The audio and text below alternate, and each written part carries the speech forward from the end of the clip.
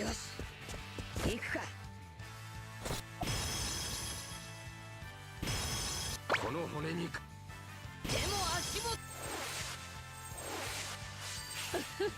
失礼。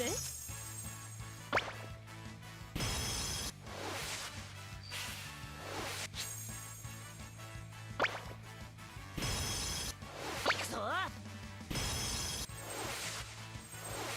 俺の名はエリザベロ。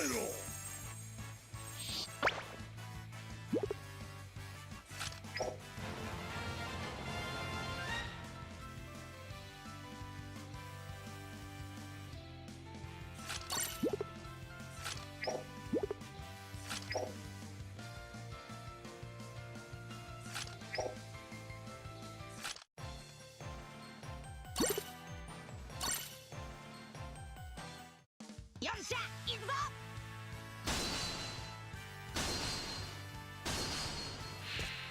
燃えてきた。よし、行くか。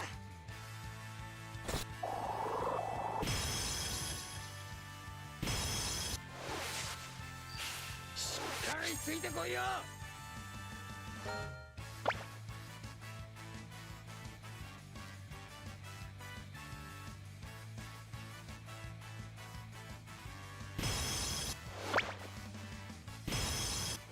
覚悟は。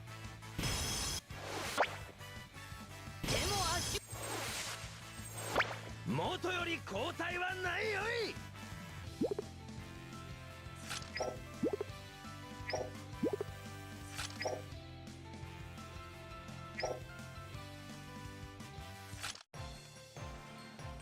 Hello, King. Hi, bro.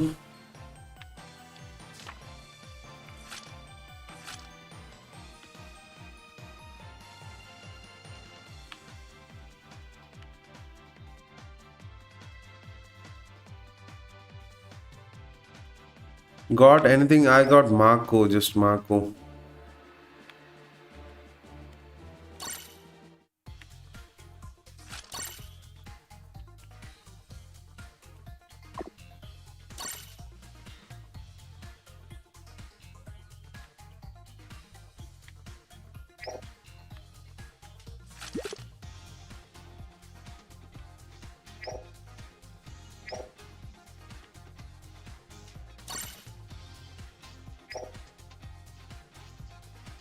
Did you play CB Challenge? Yes, yes, yes. I played it.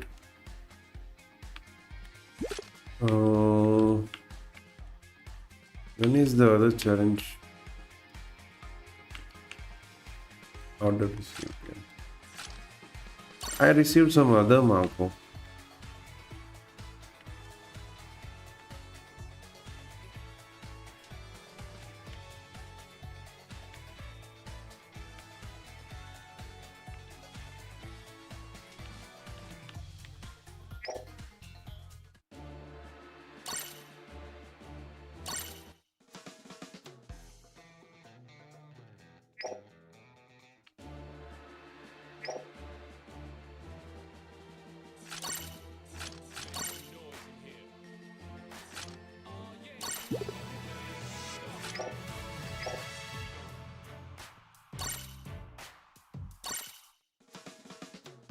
Gotta wait for Can to need to level up more characters. Yeah, I need to fix the party.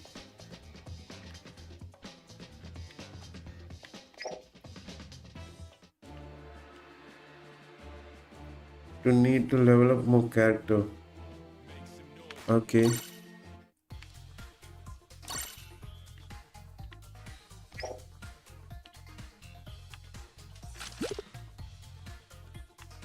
Let's fix the support. Oh, level.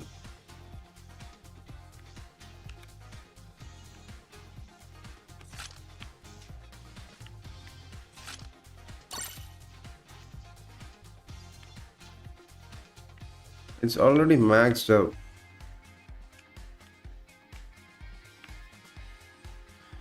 I'm hoping for Roger to come back on his birthday. When is his birthday? 31st of this month. Oh, it's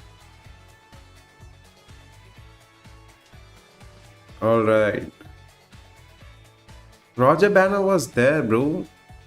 Like a few months ago, months or weeks ago.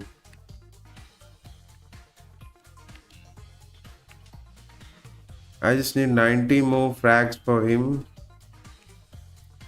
Is it on treadmill? You'd put it on treadmill. Oh, can't do anything here.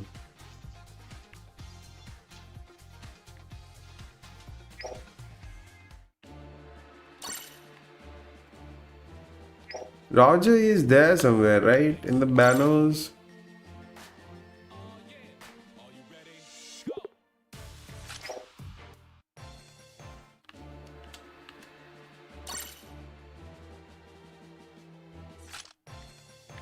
Chances are very low.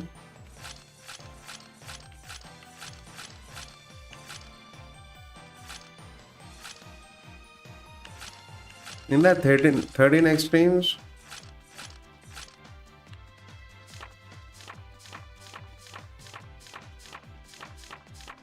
Yeah, Roger is there. I saw Roger. I remembered it.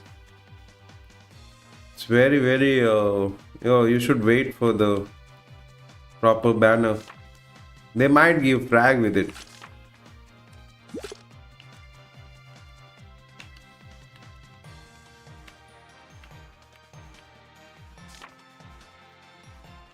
Very low, very low. 0.01.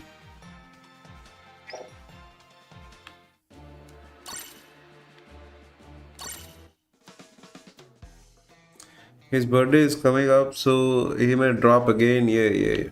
That's a possibility.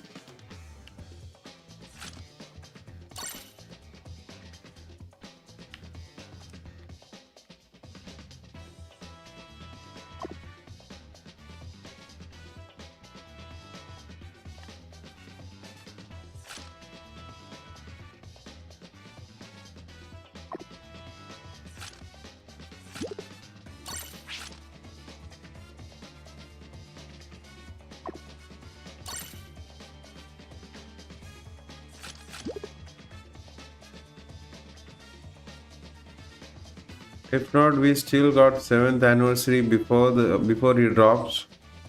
That is before the 31st.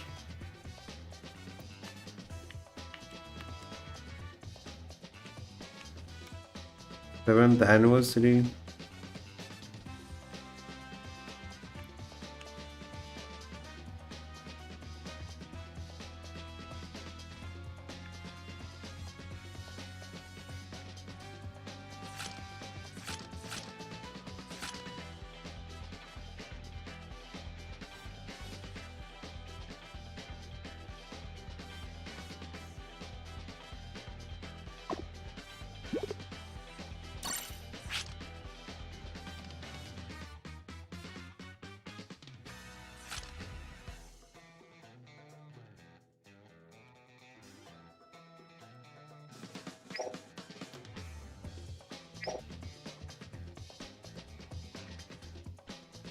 Live in. You didn't sleep? You didn't sleep, bro? Yeah, I thought to live in the morning.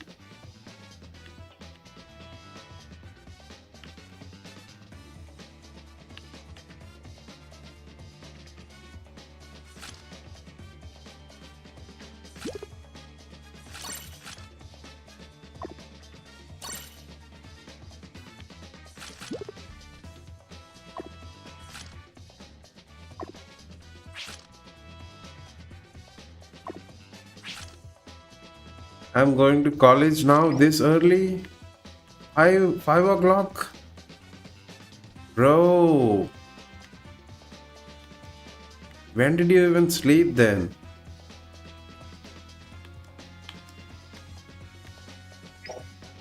When did you wake up, bro? You didn't sleep or what?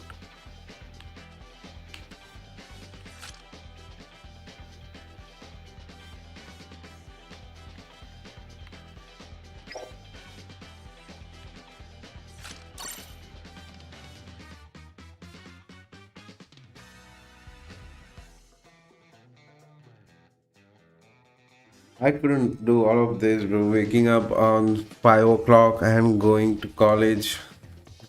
I didn't do all of this. I wake up in 5:15 every day. That's a different level of dedication. You carry a phone with your when you go to college. Yeah, college is okay, right? Maximum time, okay. But college starts at 9, right? The average time is 9, right?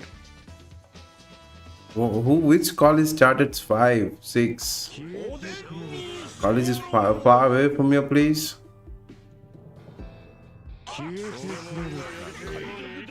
打ちのめす。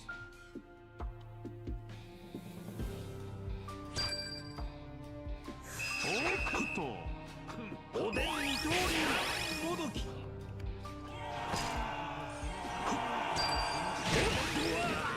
なんじゃ今のは。なん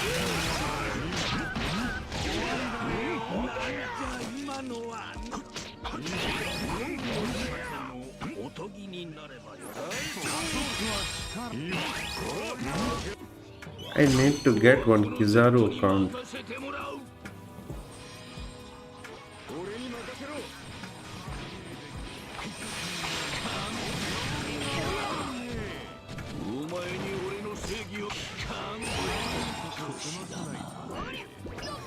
Oh, you in Nepal? Yeah, right.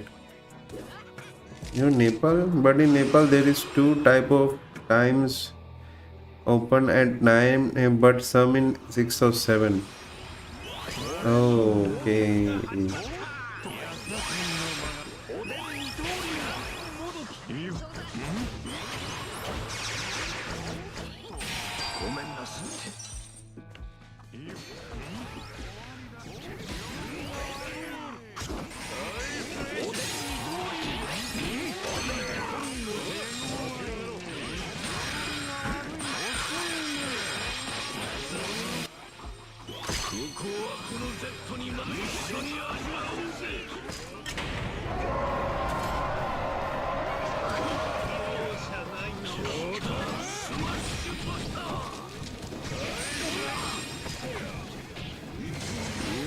Busan cooked you?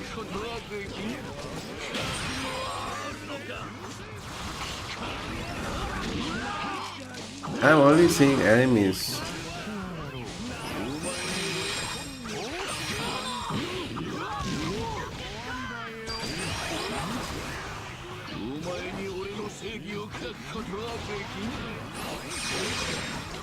Yo, look at this.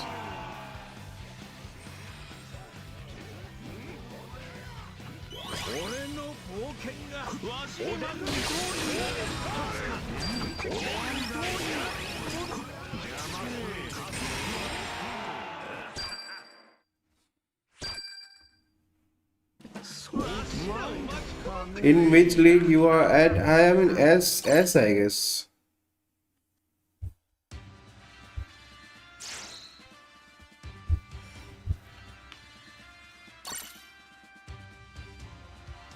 Yeah, I'm in S.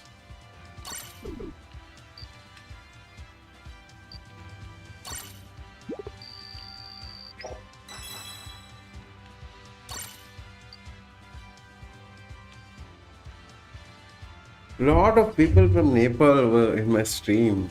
Are in my stream, like many Nepal people.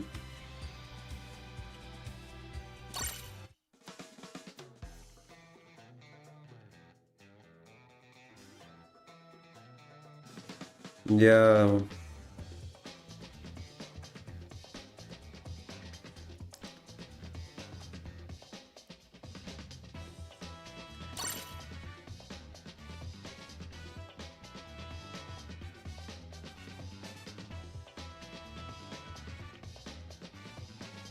Let's try Bluno.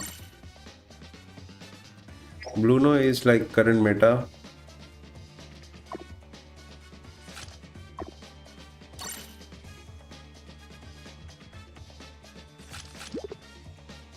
Oh, character boost is not there. It's just one. No. Who should I use? Boost. Boost.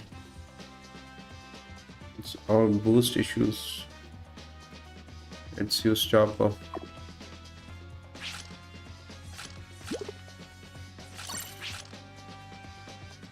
Kainu 80, 83 and boost 2. But I don't like to play Kainu and Zephyr anymore. He's good.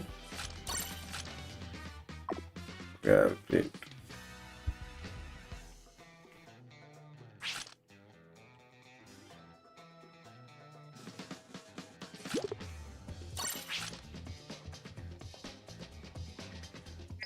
He claps Bizaru.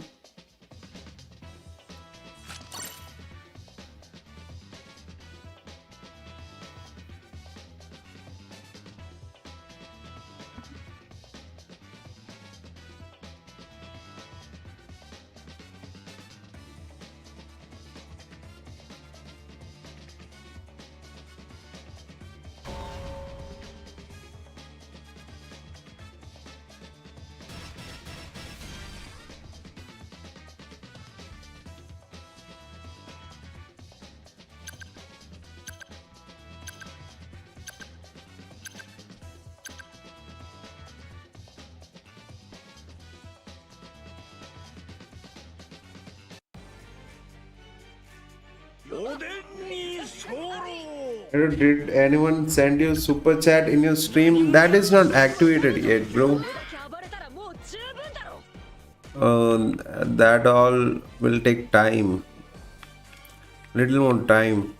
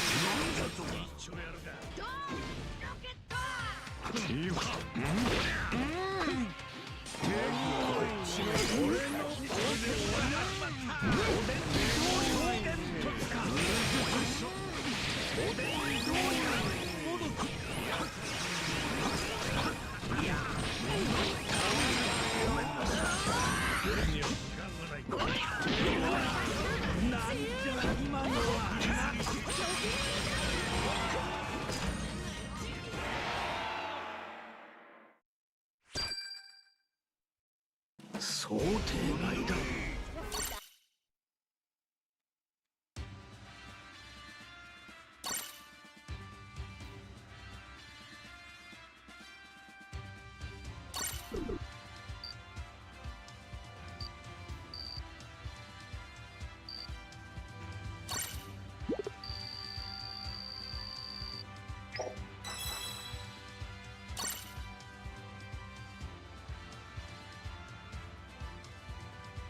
I see, but it's not helping. Not getting the W. He's good, I agree, but it needs to be better.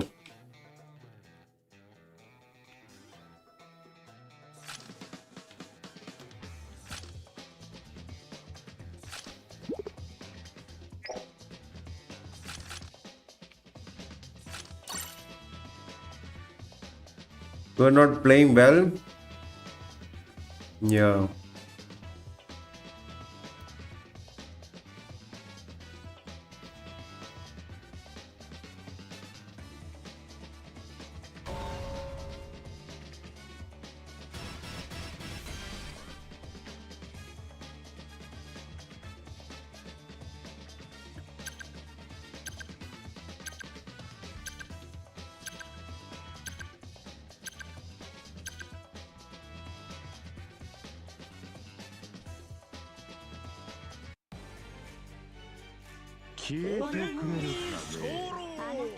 My team ruined that.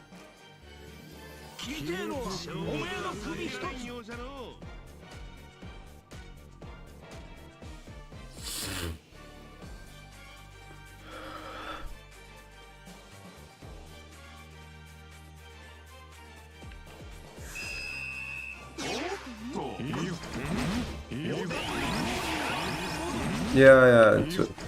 Have a good day.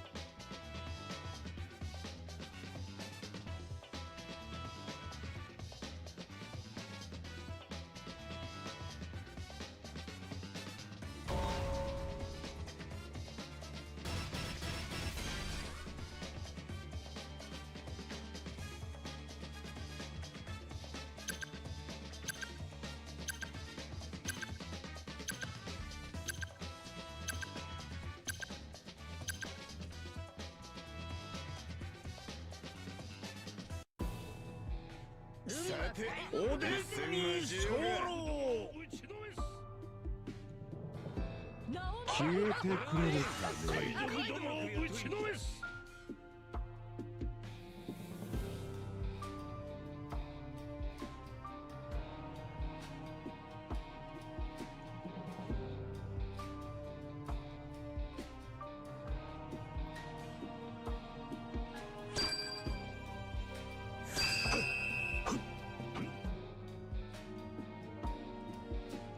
おでんに通りもどきおでんに通りなんじゃ今のはなん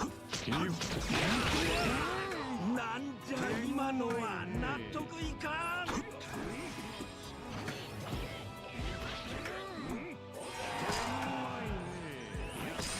おでんに通りもどき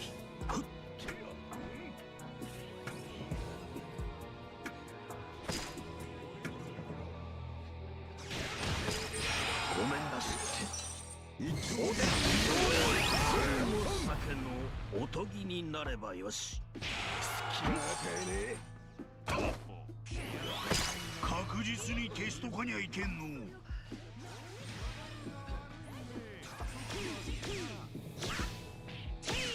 覇気をか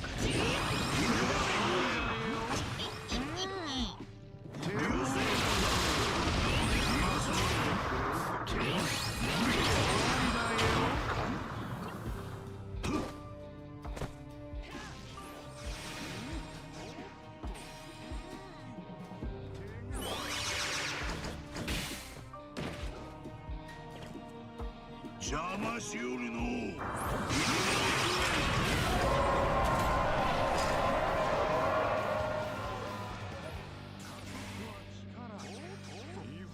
わしらが出なかったら誰がここを守るんじゃ。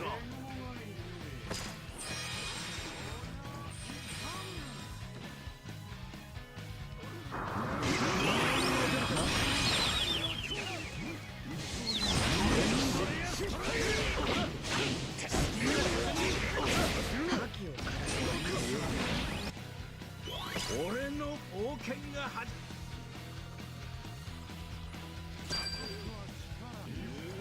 おでんに通り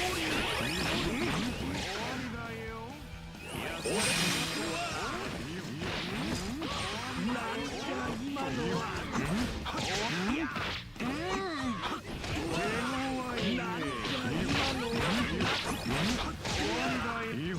んじゃ今のは終わりだよ。いやおでんに通りもどき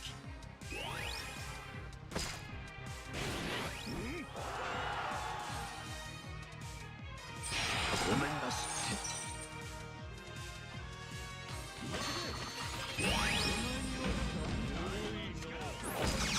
んに通りもどきおでんに通り方言突かてめ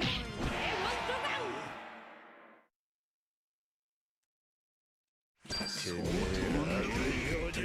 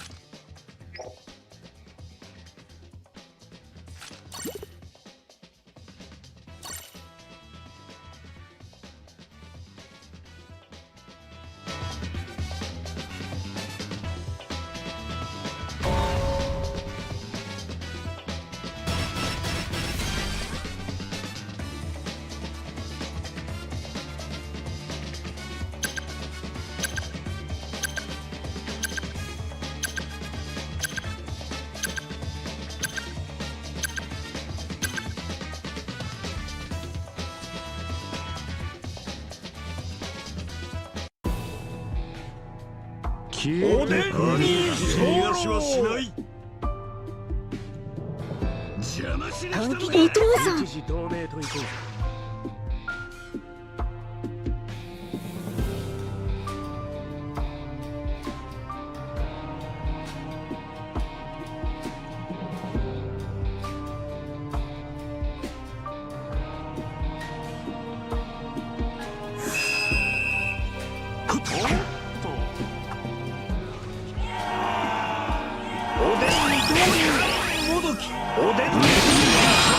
なんじゃ今のはな。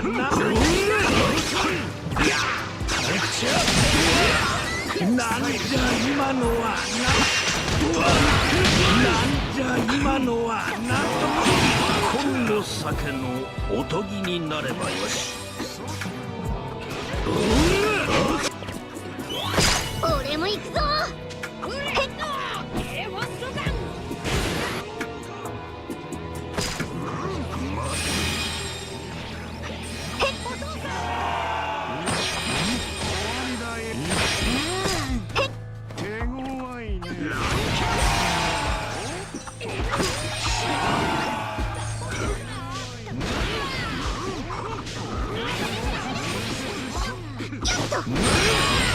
体ポイント。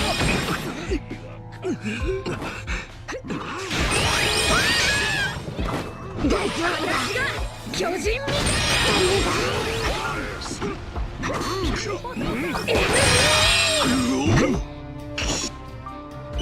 俺の冒険が始まった。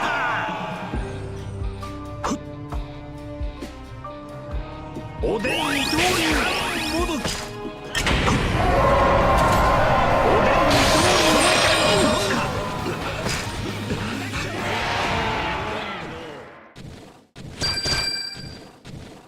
うちの最長なめんじゃねえぞ。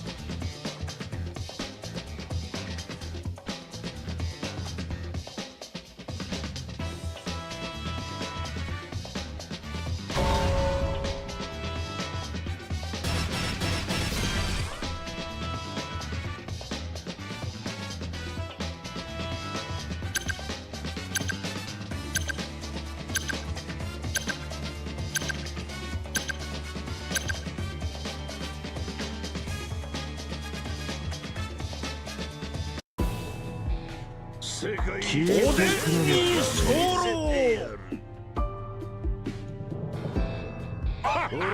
その首取ったら帰ってやるよ。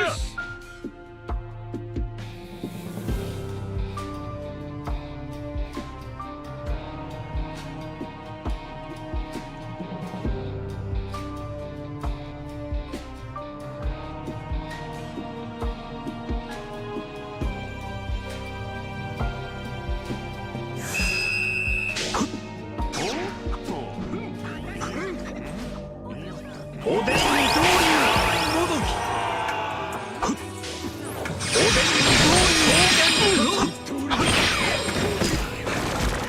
りなんじゃ今のは。いやなんじゃ今のはな。巨人みたいな。今度酒のおとぎになればよし。俺も行くぞ。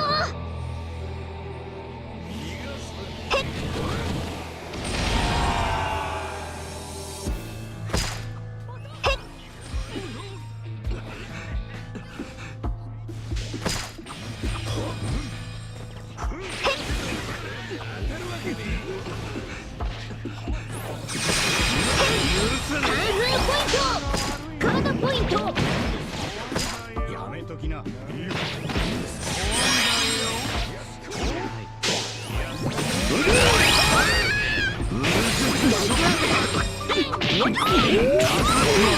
戦闘継続。おいね。遅いね。おっと。俺の冒険が始まった。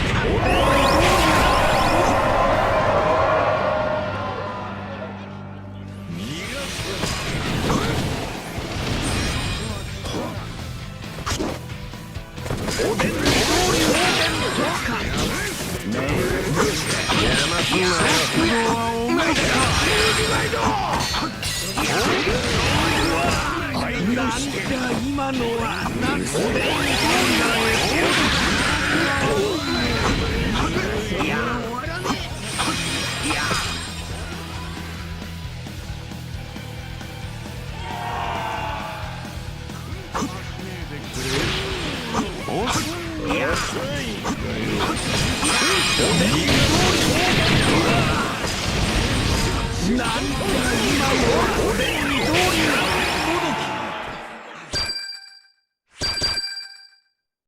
期待の速さは捉えられんでしょうが。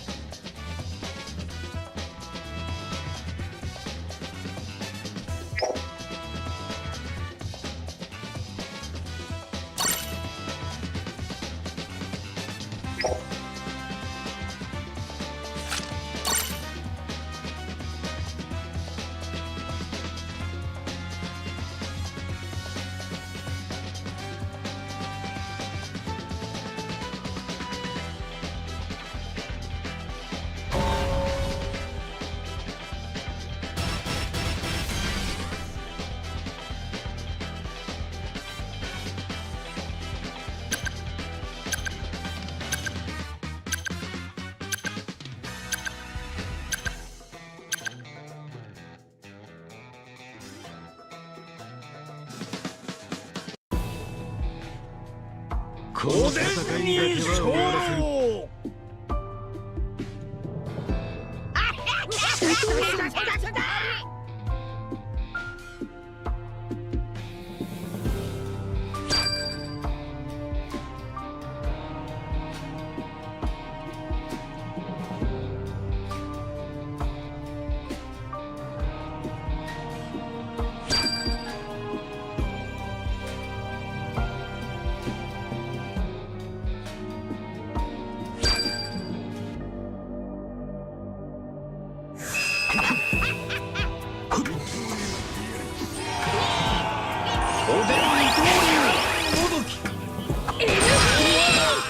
なんじゃ今のはなと本の酒のおとぎになる。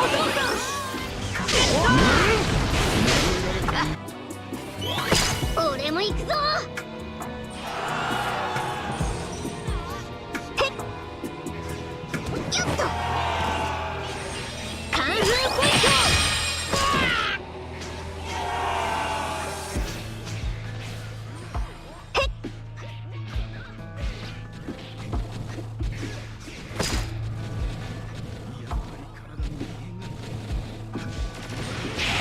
今のうちだ。へっカードポイント。楽しくなってきた。カン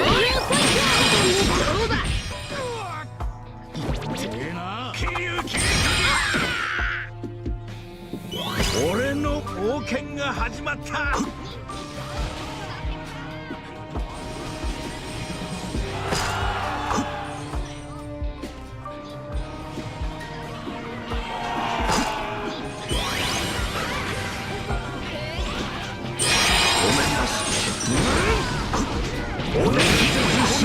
酒のおとぎになればよし。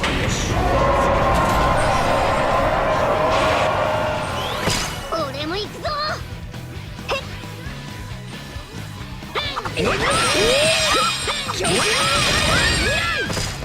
大丈夫だ。完成大丈夫だ。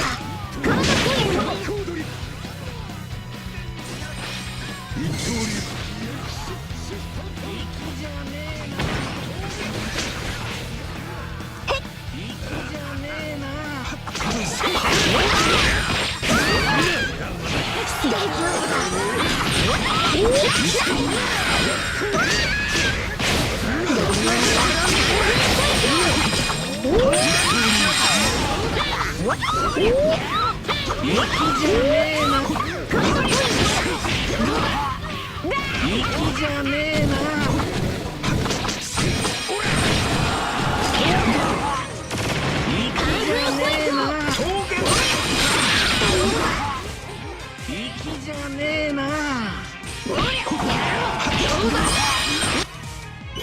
俺の冒険。お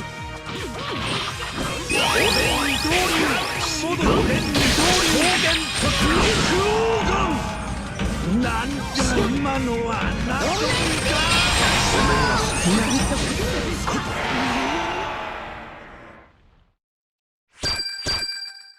そうだけじゃいかねえんだ。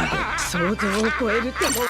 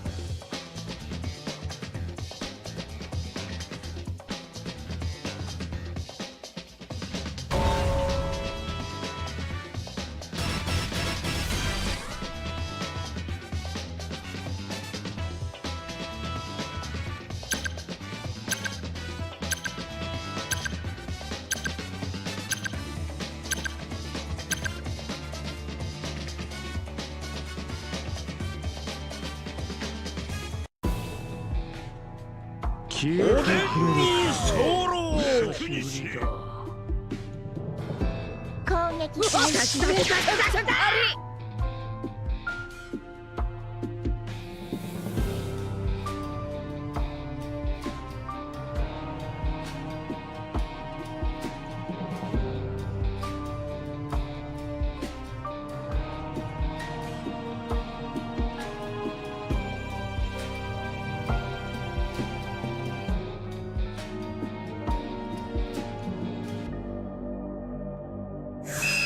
おっとそれお目に通りもどき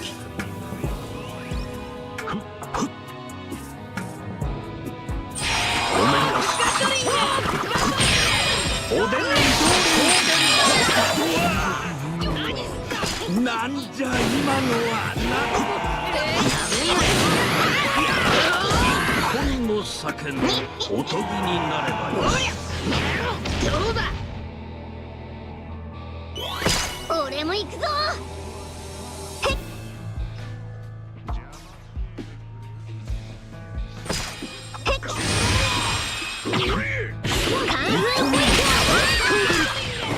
大丈夫だ。もう少し戦い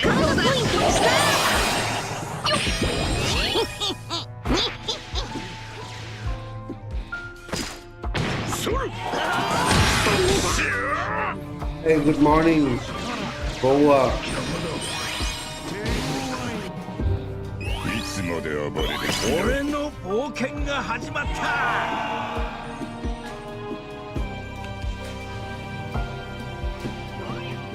おでんにどういう I am SS in other account. In this account, I am in S.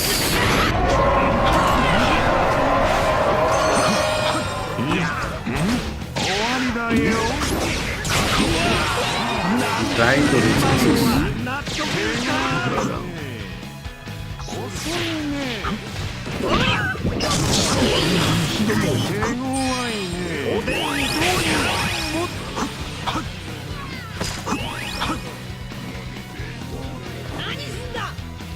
おでんにどういうおでんにどういう表現突か。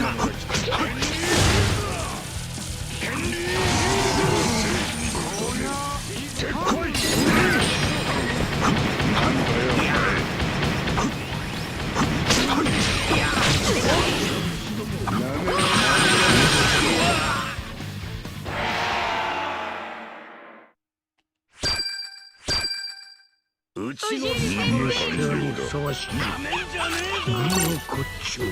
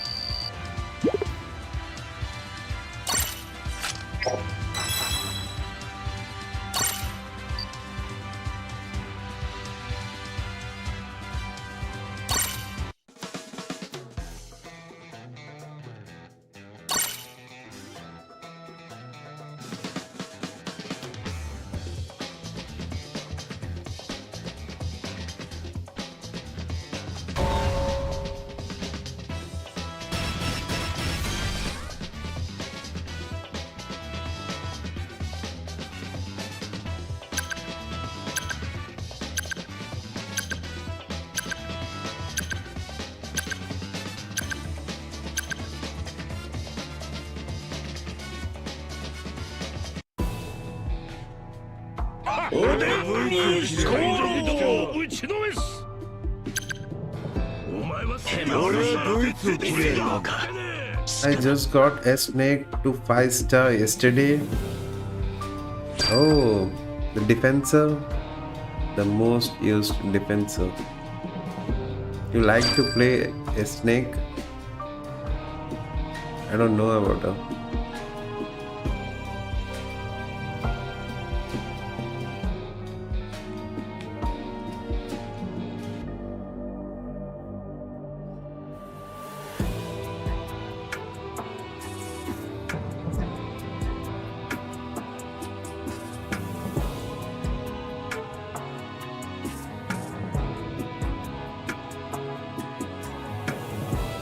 I play Garb, Stussy. Stussy is very good after the buff. I get Robin is good. S-Leg is like, yeah, good defensive.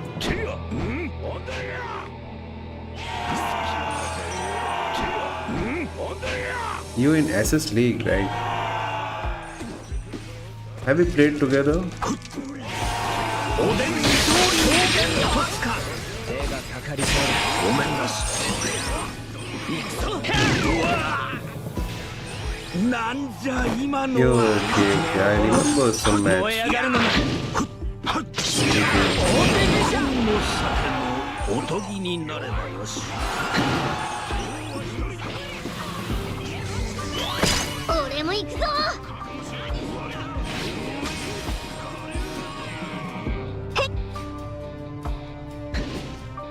カンフーポイント。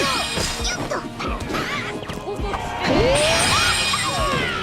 行くぞ Garb is level 94. I'm going to work on him. Amazing. Garb is your favorite? I also like Garb, but now it's not my favorite.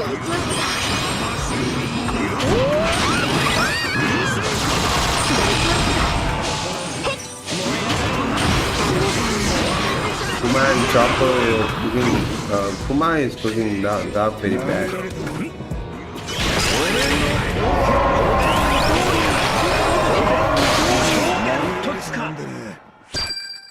I don't have Kizaru's, the only other black box attacker is Garb, yeah, right. You didn't try Kuma? Didn't try to pull Kuma?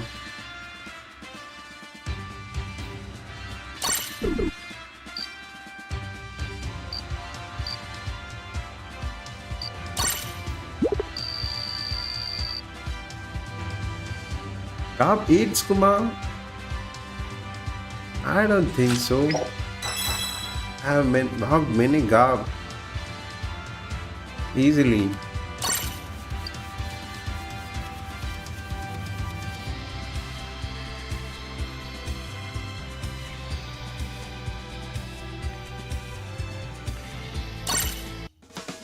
I'm waiting for my chopper to get faster.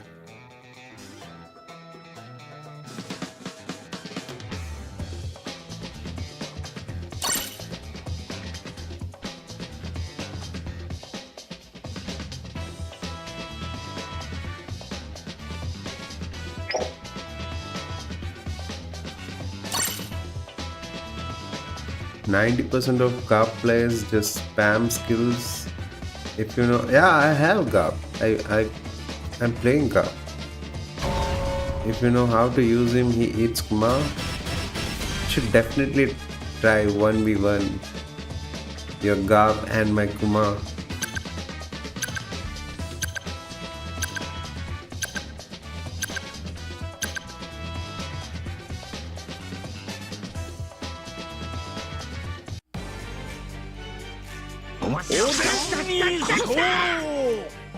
Maybe it's different in Brawl. And with medal, it may be different.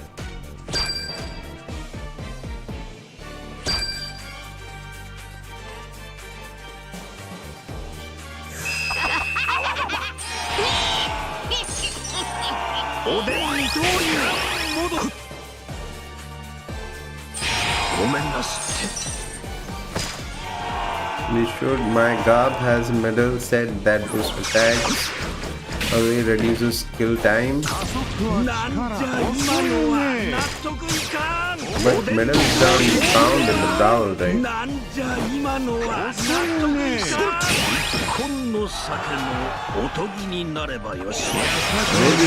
Maybe we can use medal and fight.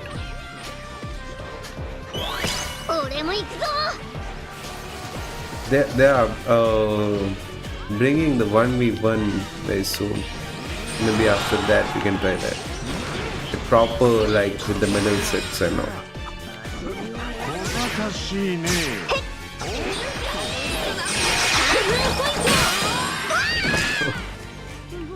throw 大 my 丈夫だ choker.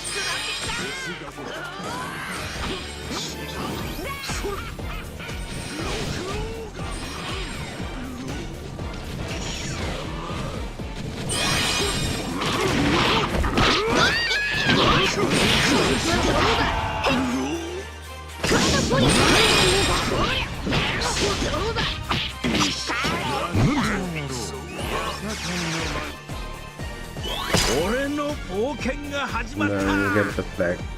Oh, I didn't do anything. W teammates was all of the team. なめんじゃねえぞ驚いた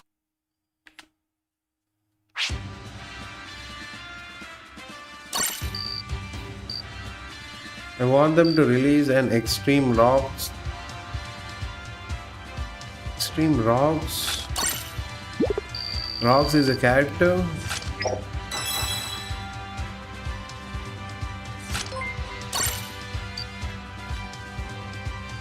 And subscribe me. Oh, thank you for subscribing, Moma. Okay, I can see the subscribers now. Yeah, from God Valley. Oh, I'm missing. Yeah, I need to watch animes. Let me see who you're talking about. Fox is new. I never heard of this guy.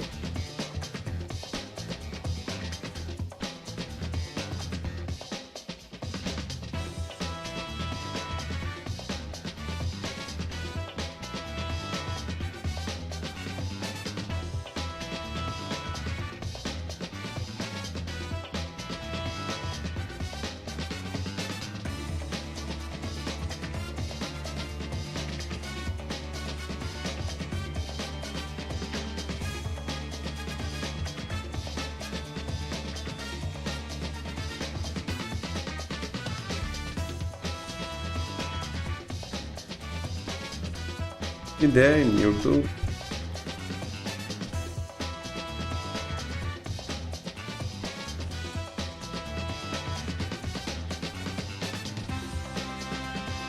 Talks in One Piece.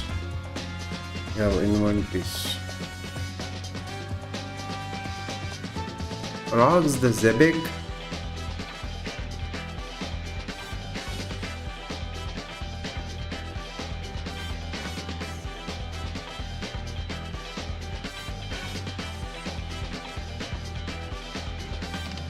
This guy.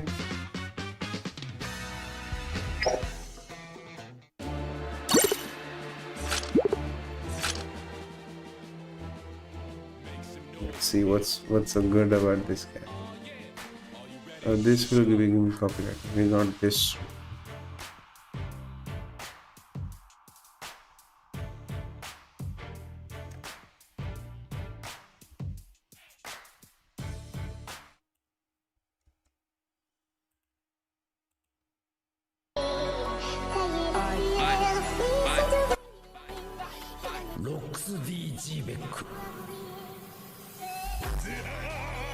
It's Blackbeard, right?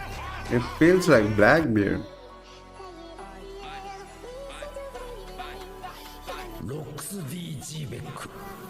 Zebek.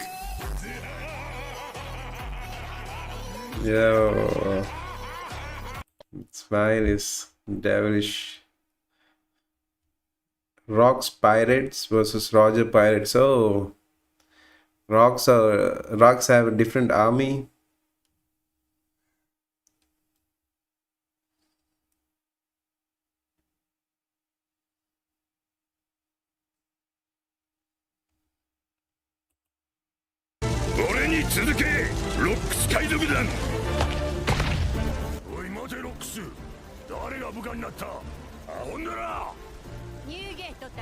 This is Whitebeard. This is Whitebeard.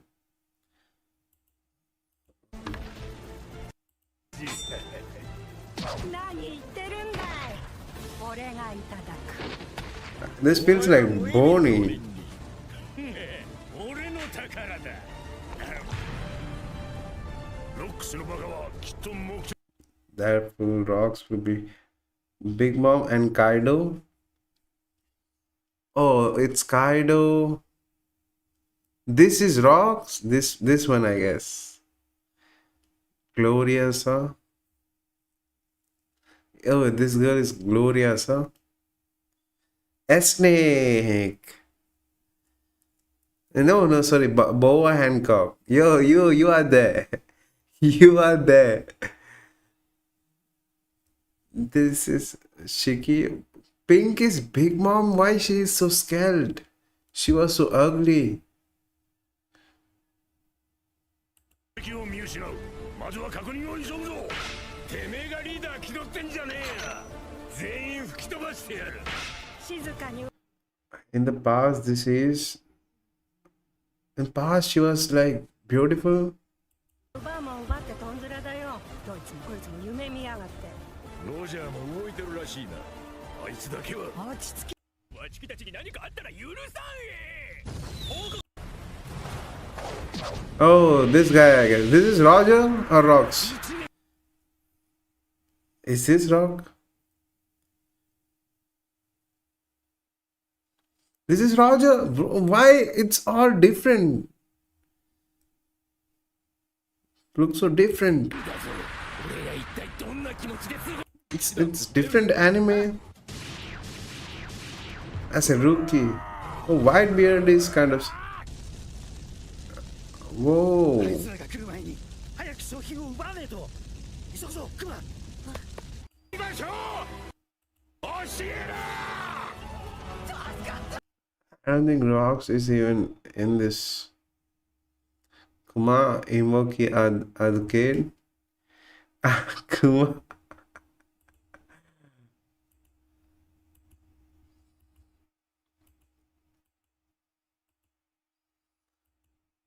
Where yeah, this guy? Yeah, right. Kid version of Kuma. 商品を奪わねえと。 Kuma and who? In one co. This is an old video. Yeah, Kuma. ロジャーにロックスもう無理かもしれません。援軍到着。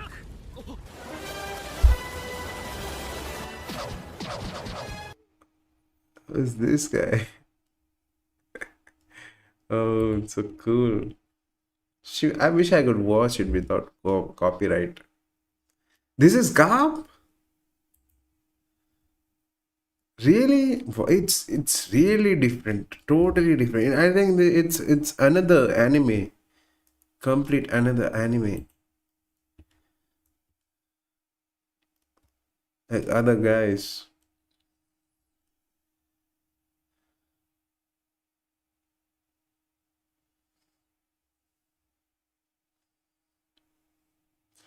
I didn't see rocks in it. Oh, it's a real one.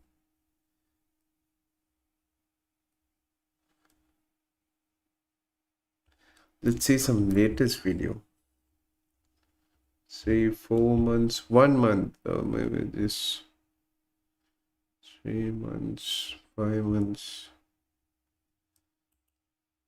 Do you know how Rox convinced all these legendary pirates to join his crew? Since the start of the series, nearly every captain gathers their crew by inviting strong new members aboard their ship, but not Rox D. Zebek. No, sir. After Rox made a name for himself by slaying an admiral in Reverie, looting the Celestial Dragon's funds, and much more, he decided it was time to put together a crew, but he did it in the most true-to-pirate way, utilizing the Davy Backfight tradition. Now, the last time we saw Davy Backfight was in the Long Ring Long Island arc, which most people recommended skipping, but Oda has brought back Davy Backfight nearly after 1,000 chapters, in which Rox competed against various pirate crews around the world in this deadly game. It looks and began like to win crew members Katakuri. one by one.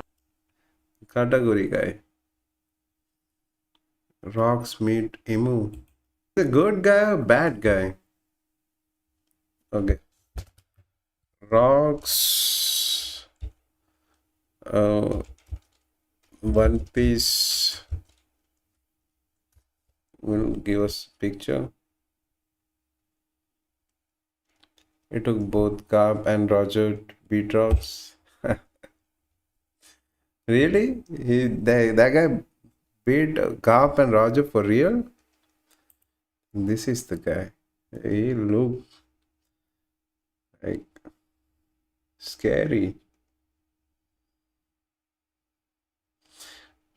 There is so less of real image. It's Blackbeard's dad? Oh. Where did it go?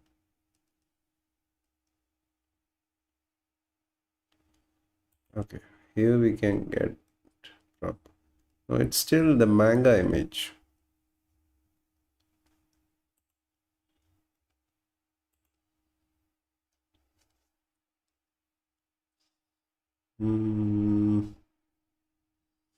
Now that's why Blackbeard is appearing. I think the his anime episode's gonna arrive like soon. He hasn't appeared in anime. Yeah, right. That's what I was saying. You will be. Again, this is his basic look, I guess. Not bad. It will take time, but they have a lot many people to release before this guy. Maybe Rock will definitely rock in One Piece game as well.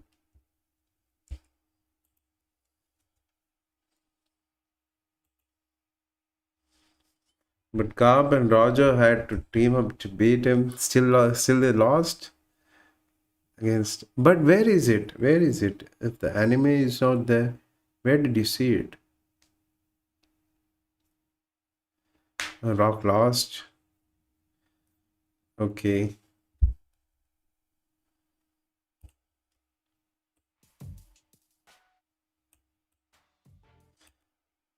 Oh, in the manga. Is it there in the latest manga? Then maybe he'll be definitely there in the game very soon.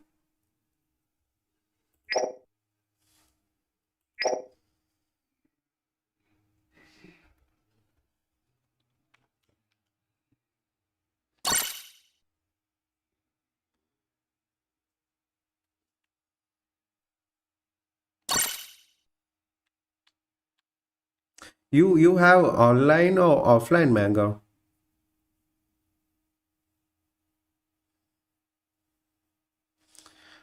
The last heap of character have been a flashback.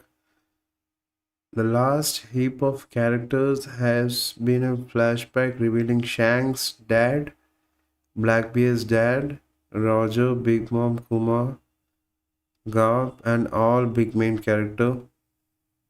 It was a flashback. Okay.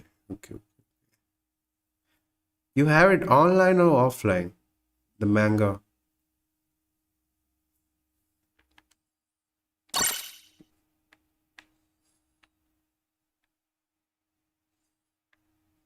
Offline one. Okay.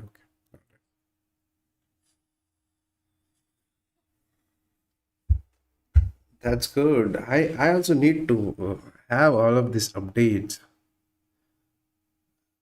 I need to know all of this. I'm streaming this. If I don't know, it's really bad.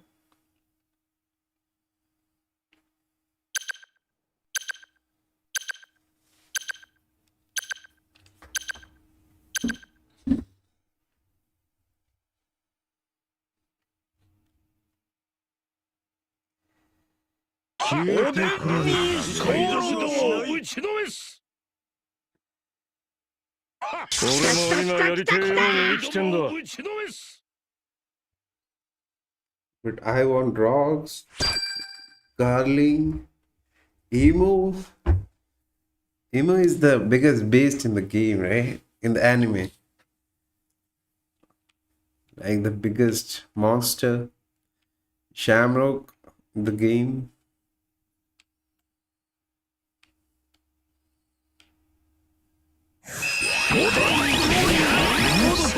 You don't want Gandhi?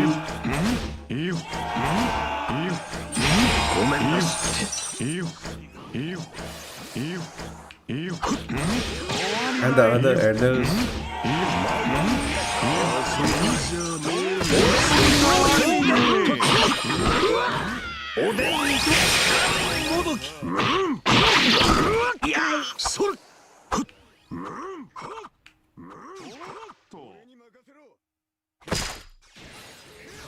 It sounds funny without music.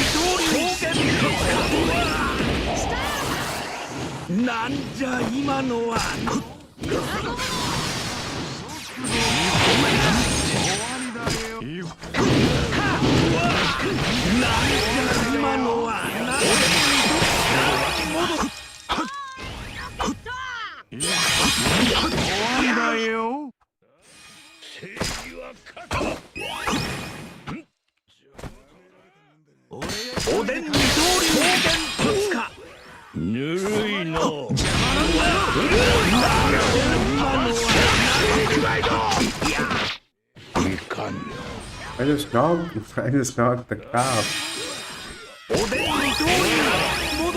それじゃあ行こうか。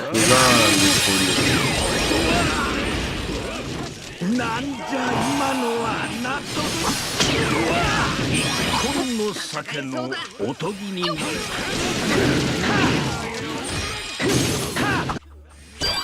俺も行くぞ。 Somebody get sent to back. よっと。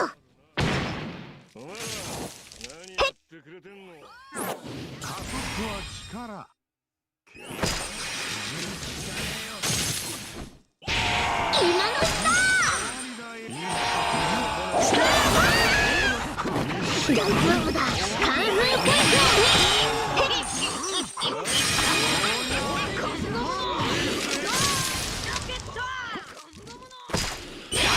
今のうち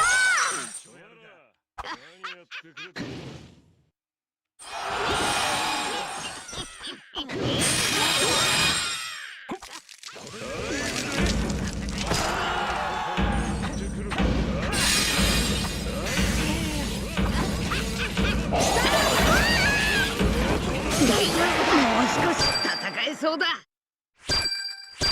Oh, yes.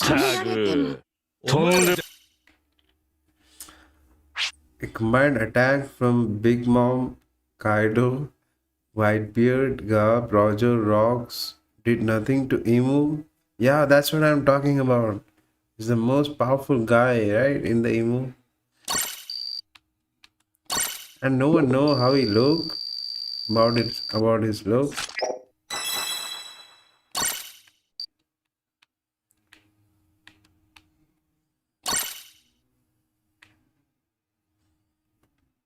He wasn't using Garp properly. You're a Garp supporter. Yeah, I also like Garp a lot. But now interest is really low.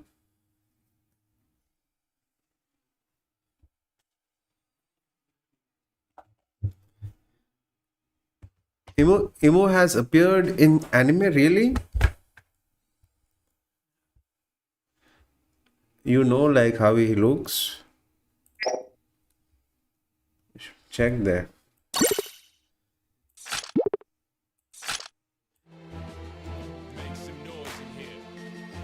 Subo have fight him, like, what happened after the combined attack the Emu?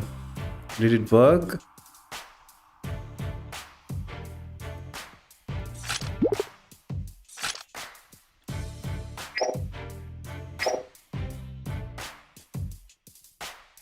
I want Emu then, anyhow.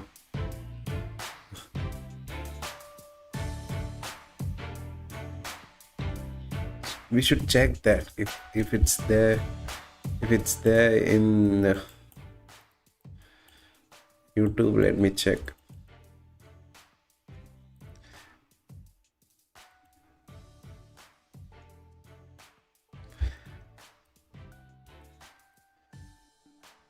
Sobu and versus Emo. Yeah, it's there. It's there.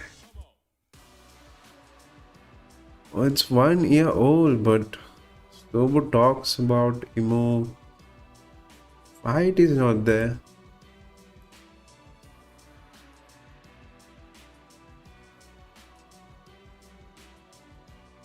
No, Emu turned rocks into a devil and forced rocks to attack the other. Emu controls everybody, right? Yeah. I know a story a little now. This is the fight.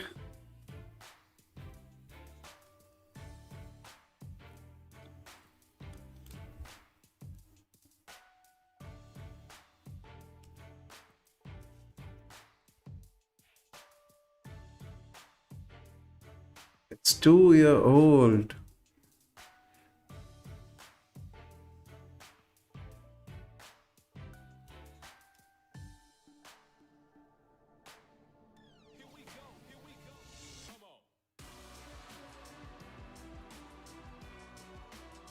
It's something recent is there.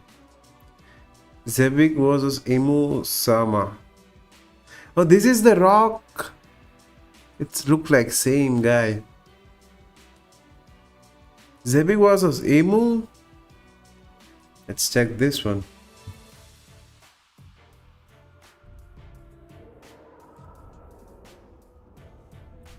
And this the fight we need to see.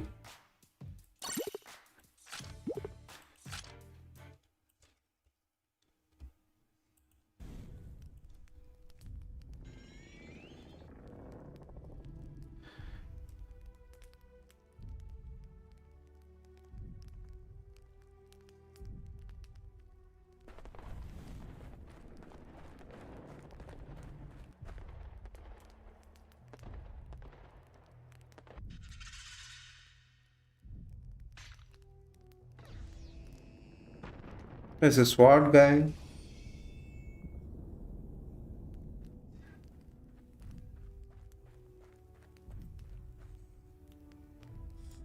Who is this? Hey, I guess this is Emu. That kid is black. Oh, this is a flashback. We were talking about this flash. Oh, Saturn.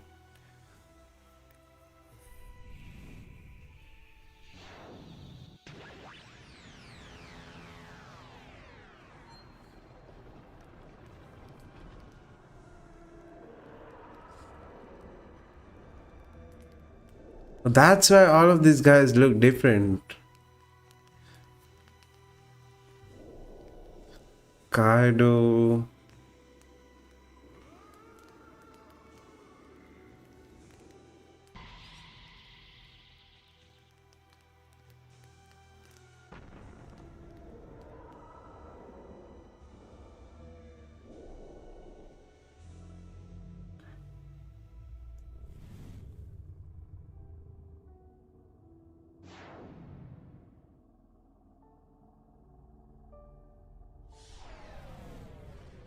Who is this dog guy?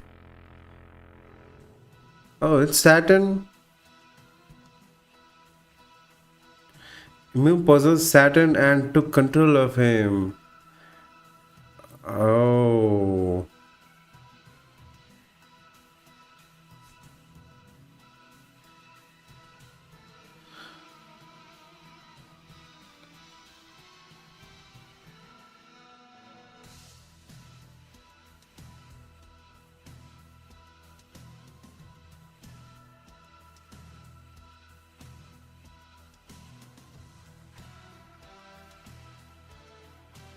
Yeah, that's a Kainu, right?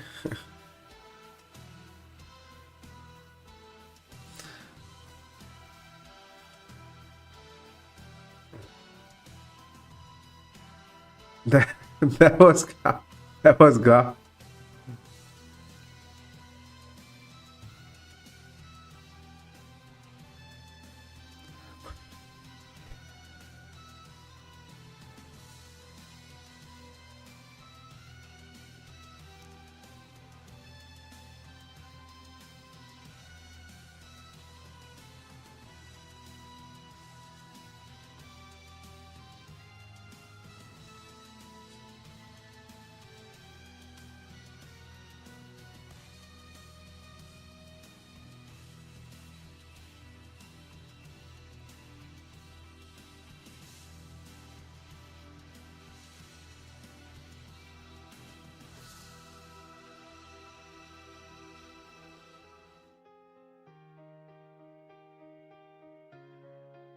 Shank?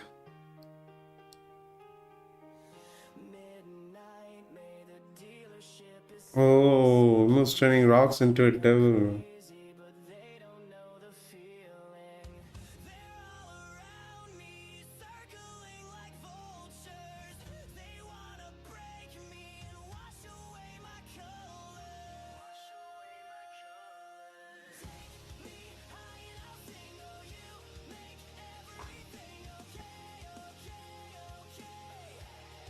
Shang was only a baby at this point.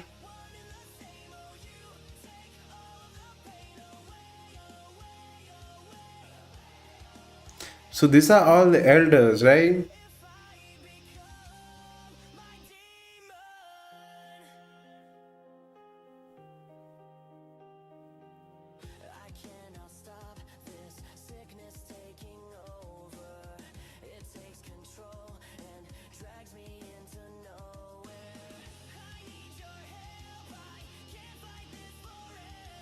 Whitebeard, Big Mom, Roger, Garp, and Kaido.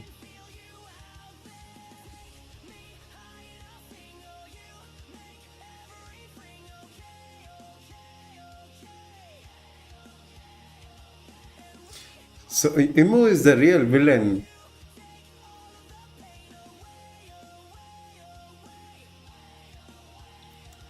That's Rock's wife, and that kid was Kumar.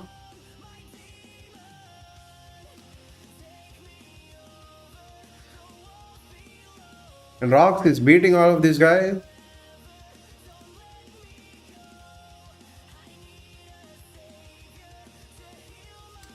Oh, he really turned into a good devil, bro. A bad devil. Being forced by Imu.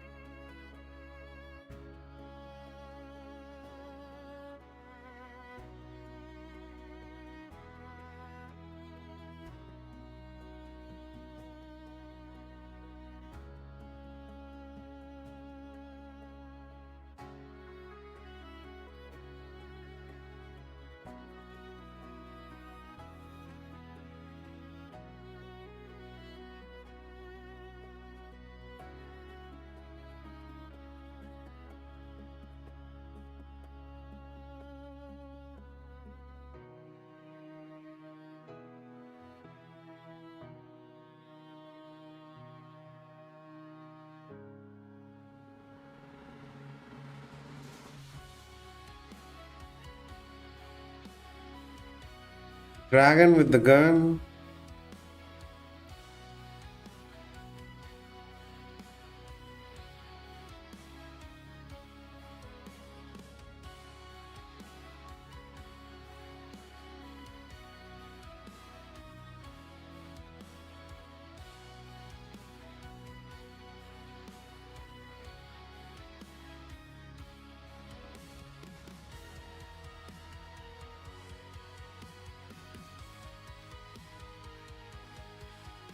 We don't want to do this.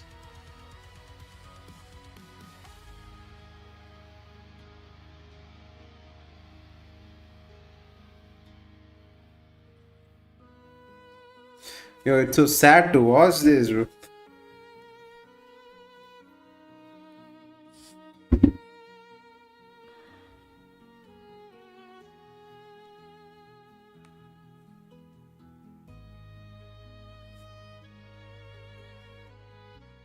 Bad villain. He was a very bad guy.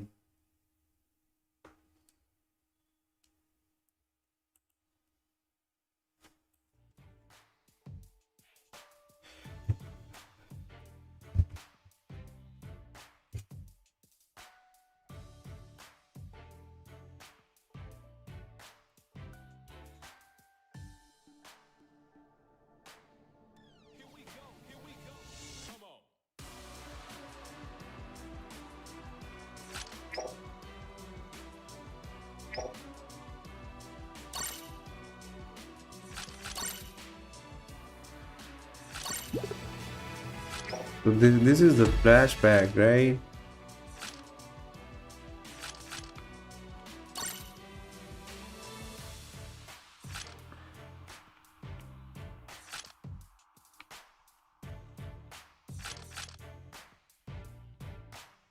What happened to the game?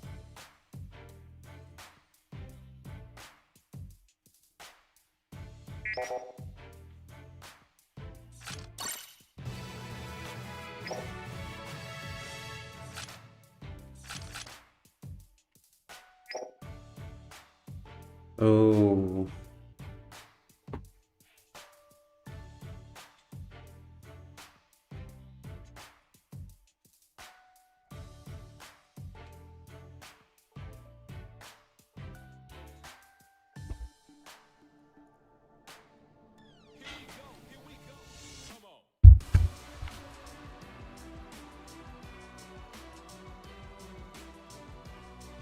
Happened 30 years before Roger's death. Roger is dead? he's, not, he's not in the game now? He's not in the anime?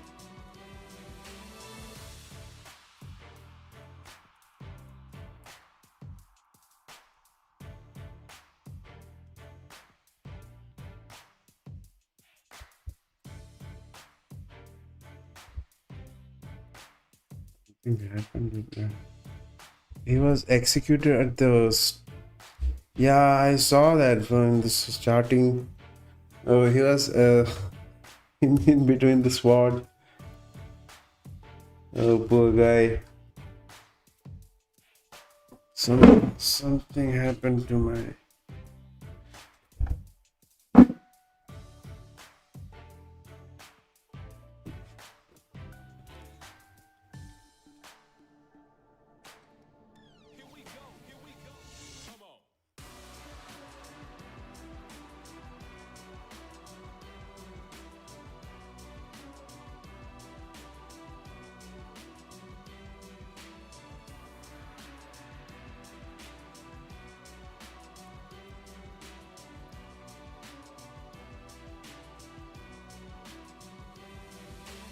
People began calling him and Gab for fraud because they aren't as strong as they were built up to be.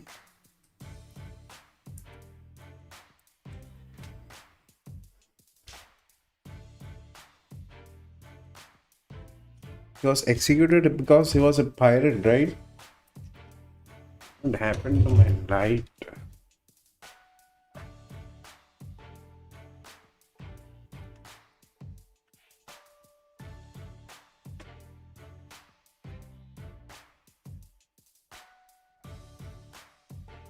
Rock was a pirate. Even Emperor was a pirate, right? He is the king of pirate, right? The Emperor.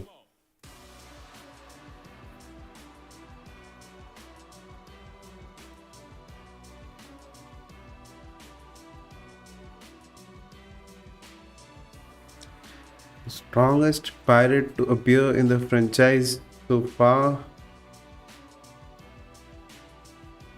Oh, that's why you need him. He's the strongest guy.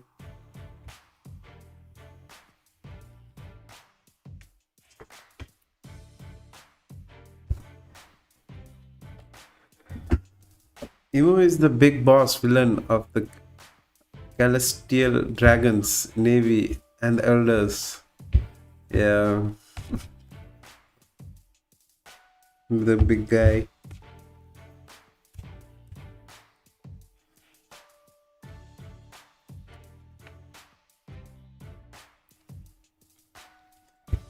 Shanks has a twin brother.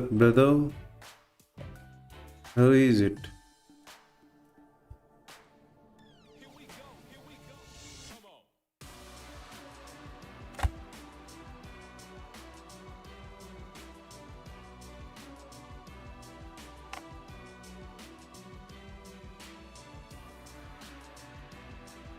Shamrock. Yeah, I have heard of that guy.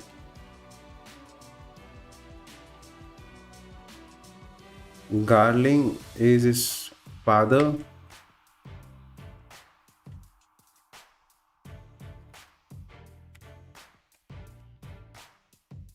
From where do you get this manga?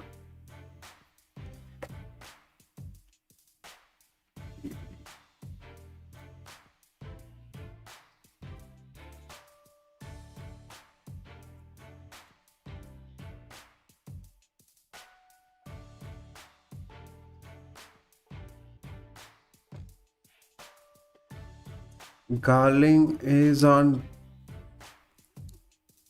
pair with Prime Whitebeard.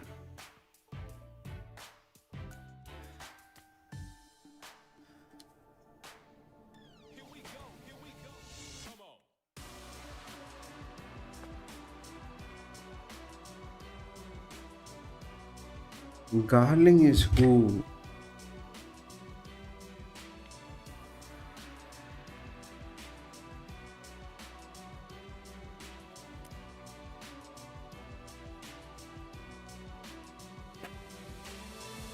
Let me check it on.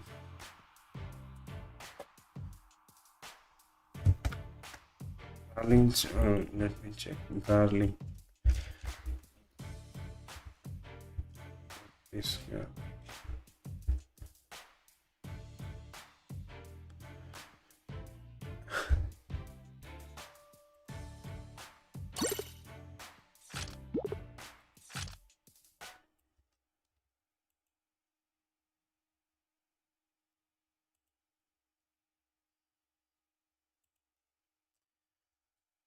Figure, it's 1 year old.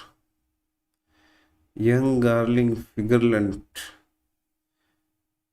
Shamrock is his twin. Garling is his father. This is Shang's, not Shang's father.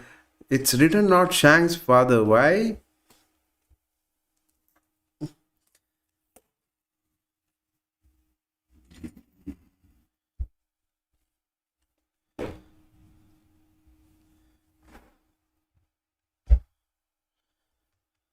It's what this guy is saying.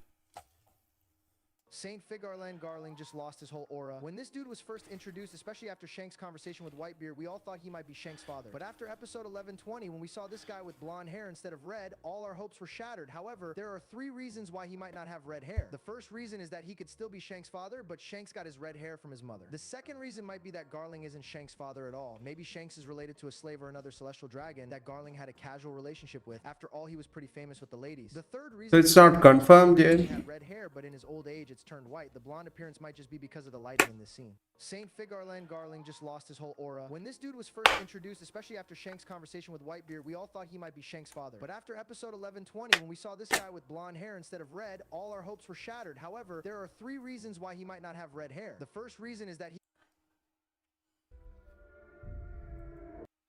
Search.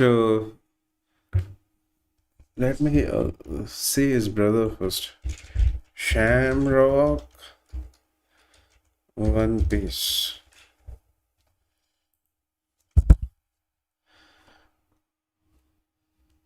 Oh, this guy Shamrock.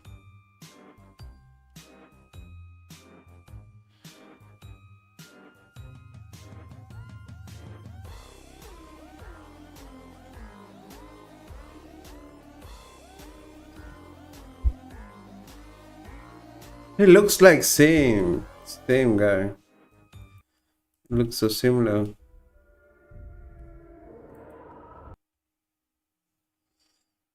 Shamrock and Gunka versus his Shank's twin. Hi Mario. Finger and family.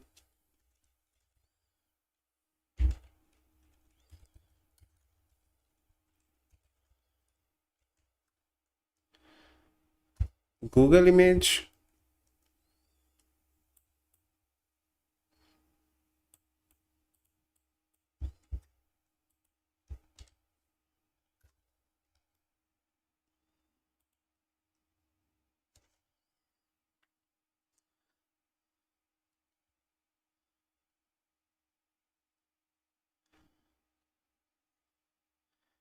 What we doing today?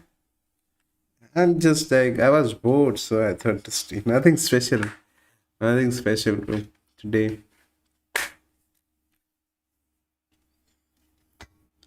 I'm just learning about this guy.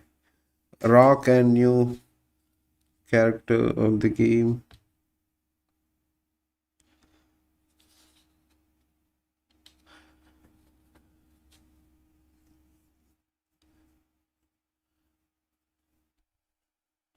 This is Fingerland family. Just three. Oh, looks so same.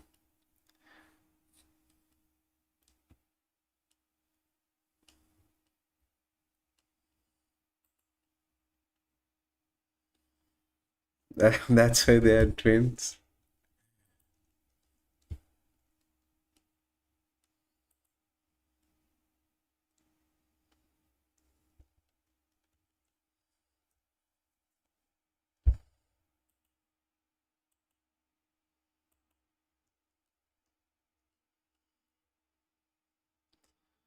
Shank's entire family. Yeah, we should see this.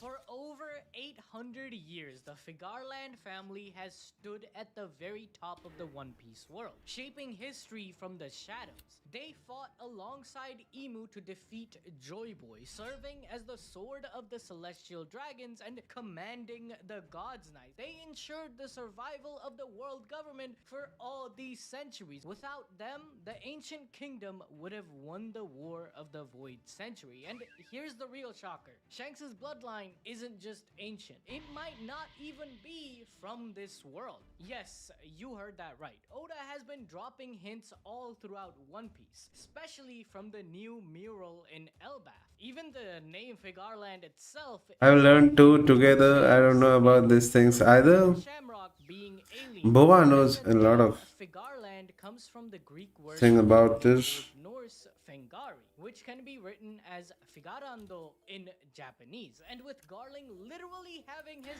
hair and beard, This is speculation. I tend to lean towards this theory because Garling styling himself this way might be a way for him to stay true to his ancestral origins. But it's not just the name which is evidence of Shanks' alien allegations. So to understand that, we need to go back over 1500 years. At this era, the moons orbiting the planet were going through rapid advancement. Through Enel's cover story, we This is something different. It's not about anime. 6 moons which had advanced technology called the automatas.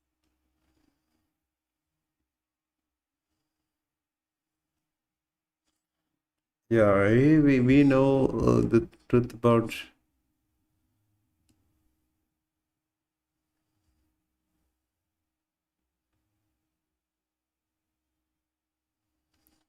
England.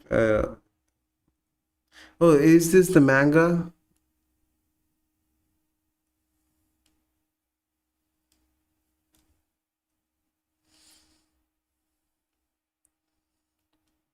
Let's watch this.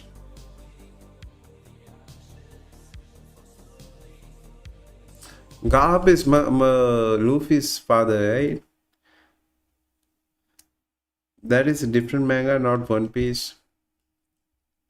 And who is this? This guy. Brother? Luffy have a brother?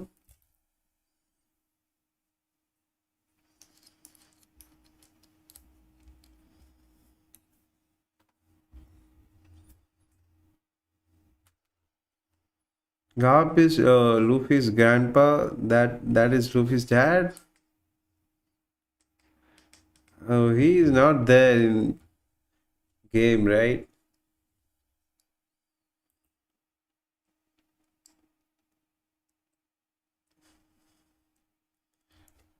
Let's watch the latest One Piece episode.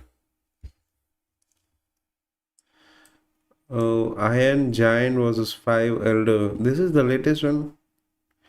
1152. One Piece, episode 1152. We begin with Stussy to get out. With his back turned, he asked if she really didn't expect this reaction from him. Any idea of them being friends was laughable to him. Even so, he admitted he once held a certain professional respect for her. Is this the latest She had one? always been the kind of agent who wouldn't hesitate to make the hard call. But he knew one thing for sure. Nothing in the world would ever make Rob Lucci forgive her betrayal. Stussy tried to speak through her tears, but Kaku cut her off again, louder this time, telling her to just leave. Once she was finally gone, he struggled to keep his real emotions from spilling out. Earlier, we saw that her mention of friendship had genuinely shaken him. Kaku understands perfectly well how merciless Lucci can be, so pushing her away was the safest choice. In moments like these, it becomes clear that even the Cypher Paul assassins still have hearts beneath all that training. Meanwhile, on Egghead's northeastern shore, Bonnie was marveling at her newly achieved Nika-like form. Luffy was laughing uncontrollably, his joy almost sinking with the rhythmic liberation drums echoing. Monkey the Dark Dragon is the As world's looked, most wanted kids man. instantly recognized him. He looked exactly His like dad? the image on his current bounty poster. The Elbaf giants were ecstatic to finally witness the fabled warrior of liberation with their own eyes. St. Mars let out a displeased grunt as he noticed the presence of two Nikas. It didn't take him long to realize Bonnie was copying the divine form thanks to her devil fruit abilities. Wasting no time, the Elder fired off a vicious beam attack to put them in their place. Luffy told the others that no matter what they Yeah, tried, oh, attacks alright. wouldn't do a He's thing still to this alive. creature. I thought He'd seen he was monsters gone like with it Roger. sliced, smashed, and crushed without feeling a scratch. Luffy inflated into a massive balloon and absorbed the full force of the Itsumar's blast. The attack clearly hurt, but he had a plan. He wanted everyone to throw him at the Elder with everything they had. Sanji and Frankie agreed instantly. No hesitation at all. Frankie even seemed pumped about the idea. Bonnie, on the other hand, looked completely stunned by their reckless strategy. Hearing this, Dory told the Straw Hats that they would personally deal with the giant bird-like creature. Brogy scolded their fellow giants, telling them to quit dancing around like fools and get the fire out so their ship could move again. The other giants were taken aback since their captains were literally dancing along to the drums of liberation moments ago. The way Elbaf worships Nika honestly feels like Japan's obsession with Sentai heroes. Luffy looked absolutely unhinged when he grabbed the Elder's wings, shouting at his crew to hurry up while That's he a still had the bird. beast restrained. As the trio prepared their combined attack, Sanji reminded Bonnie that the captain's orders are absolute, ironically hilarious coming from one of the least obedient crews ever assembled. All three prepared special attacks just for this moment, and despite being new, Yeah, they weren't holding right. back at all. One of the Bonnie elder, even the had bird, her own right? partially coated spin on Luffy's elephant gun. The trio slammed their strikes into Luffy's exposed back, making him shriek in agony. Bonnie's jaw dropped. She truly didn't expect their blows to actually hurt him. Luffy kept on screaming as the force built up. Even St. Mars felt the shockwave on the opposite side of the battlefield. Luffy yelled that their attacks definitely hurt because they were coated with haki. Something very interesting. Out of the trio, Sanji was the only confirmed haki user until now. Bonnie clearly has it too based on her fist's appearance, but that raises the big question.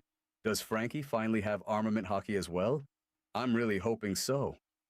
Sanji yelled at Bonnie not to hold back, while Frankie told her to keep hitting until the soul was crushed out of him. Bonnie wondered what was wrong with these lunatics. You'd think they were settling a personal grudge with their own captain?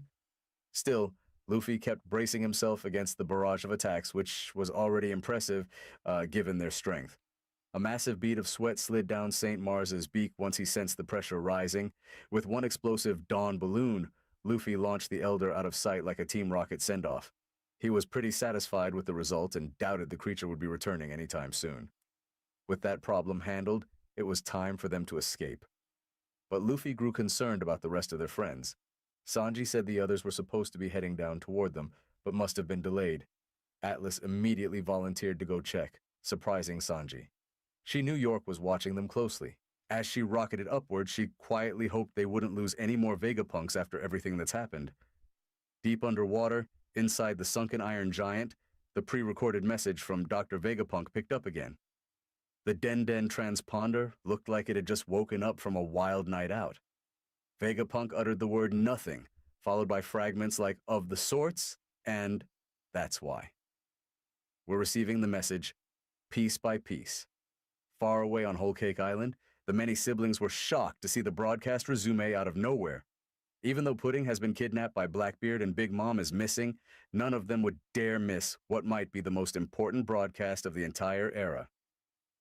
Everyone was confused about Vegapunk's remark regarding a will that continuously passes from one generation to the next.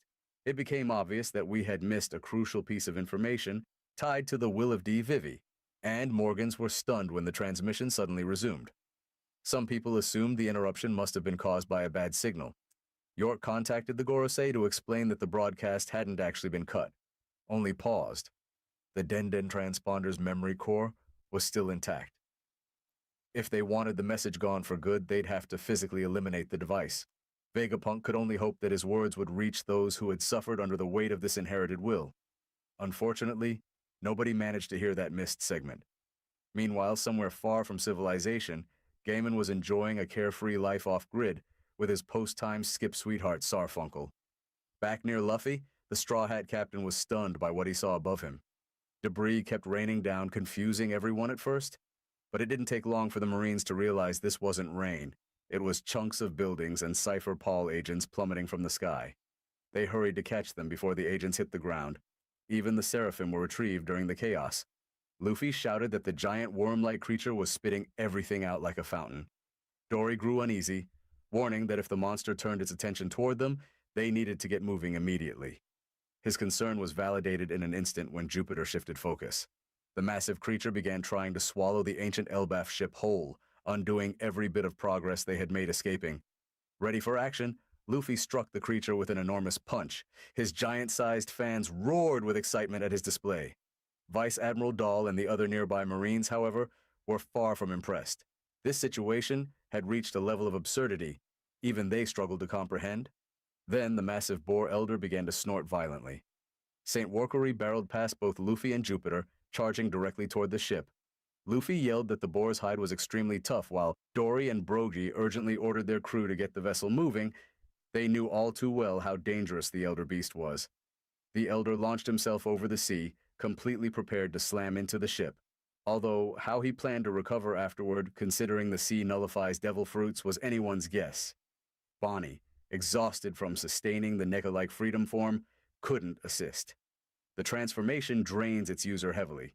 Luffy himself shrivels up like a dried apricot when his power ends. Suddenly, Luffy reacted to a sensation coming from deep below. At the same moment, Dory and Brogy screamed in terror for their ship's safety. Then, emerging from the waves with colossal force, came the Iron Giant. The enormous automaton smashed straight into the Boar Elder, shattering one of its massive tusks. And then, echoing from somewhere within that machine, came a voice from the distant past, Joy Boy himself. In that ancient memory, Joy Boy told the Iron Giant, Emeth, that the moment they'd been waiting for had arrived. Workery was knocked back toward the island. Emeth, however, questioned what Joy Boy truly meant by this moment. Dory and Brogy's eyes practically escaped their skulls as they tried to make sense of the overwhelming machine standing before them. Luffy, on the other hand, was overwhelmed with pure joy. His eyes sparkled like constellations as tears streamed down. He was thrilled beyond words to finally witness the giant robot awaken in full glory. Nearly 3 decades into the past, back when Dr. Vegapunk was stationed on Punk Hazard during the height of his brilliance. The island still looked untouched, long before the Admiral clash that would later warp its entire climate. Right in the middle of this peaceful era, a desperate plea echoed through Vegapunk's lab. A lone man begged the scientist to help uncover the truth buried within the Void Century. He insisted the world deserved to know its own history. That man was Professor Clover of O'Hara. Vegapunk stood beside one of his early artificial dragons, one that didn't resemble any of the 2 models we've previously seen, confirming it had to be one of the other 13 prototypes. Clover explained that their research required specialists across countless fields, but Vegapunk shot him down. He worked for the world government now. He couldn't afford to join a forbidden excavation of the past. Vegapunk also reminded Clover that he'd been arrested multiple times, yet conveniently released each time. He suspected the government was purposely letting Clover go to map out the rest of O'Hara's scholars. Once more, Vegapunk urged him to give up the past entirely. He didn't believe answers to morality or justice awaited in ancient records, but Clover revealed something heavier. He once knew someone who carried the initial D, someone who was executed before his eyes for that very reason. That victim was his own older brother. The confession left Vegapunk speechless. Clover then disclosed his true name, Cleve D. Clover. Back then, he lied to authorities and pretended they were only childhood friends to save himself from being killed too. The name Cleve, he noted, comes from an Irish word meaning sword. Clover demanded to know how anyone could tolerate a world where a simple name could determine life or death. He believed the truth would always be suppressed, leaving future generations blind unless someone fought for it. Vegapunk turned away, saying he'd forget everything Clover just revealed. Even so, he refused to help and only wished Clover would remain safe. Clover stood up and shouted Vegapunk's name, declaring that the voices of the forgotten were calling out to him. He insisted the scholars of Ohara would crack the ancient puzzle, and when they did, Vegapunk would no longer be able to look away. 4 years passed. 22 years before the present, news spread from the West Blue. Ohara had been obliterated by a buster call. The world called it a complete annihilation. Caesar Clown reacted with pure glee, celebrating Clover's death. To him, this was the predictable consequence of poking around in the Void Century. He doubted anyone would ever dare attempt it again. Vegapunk silently remembered Clover's final words, staring sorrowfully at Robin's very first bounty poster. Months later, he traveled to Ohara's scorched remains. There, he encountered Monkey D. Dragon and witnessed giants salvaging countless books from the lake. Dragon believed Clover must have had a chance to run, which meant he chose to die with his people. Vegapunk broke down, questioning whether the preservation of his research truly meant that much to Clover. He thought they were all fools for believing anyone would ever continue pursuing such a taboo subject after this. Yet, ironically, that moment is exactly when Vegapunk himself became involved. When his broadcast resumed, Vegapunk repeated Clover's words, that the voices of the past speak to those willing to listen. He knew better than anyone that history is written by those who win. We see Zeph and Patty, a scene of brutal slavery, and Robin covering her face in tears. Vegapunk explained that when the victors silence the truth, the stories of the defeated fade away. But if the oppressed carry their memories with unwavering resolve, the truth can survive. And now, by speaking publicly, Vegapunk was playing his role in that battle. Meanwhile, at the lava phase, the Thousand Sunny refused to move. Zoro demanded to know why, insisting they needed to escape before Nustro resumed his assault.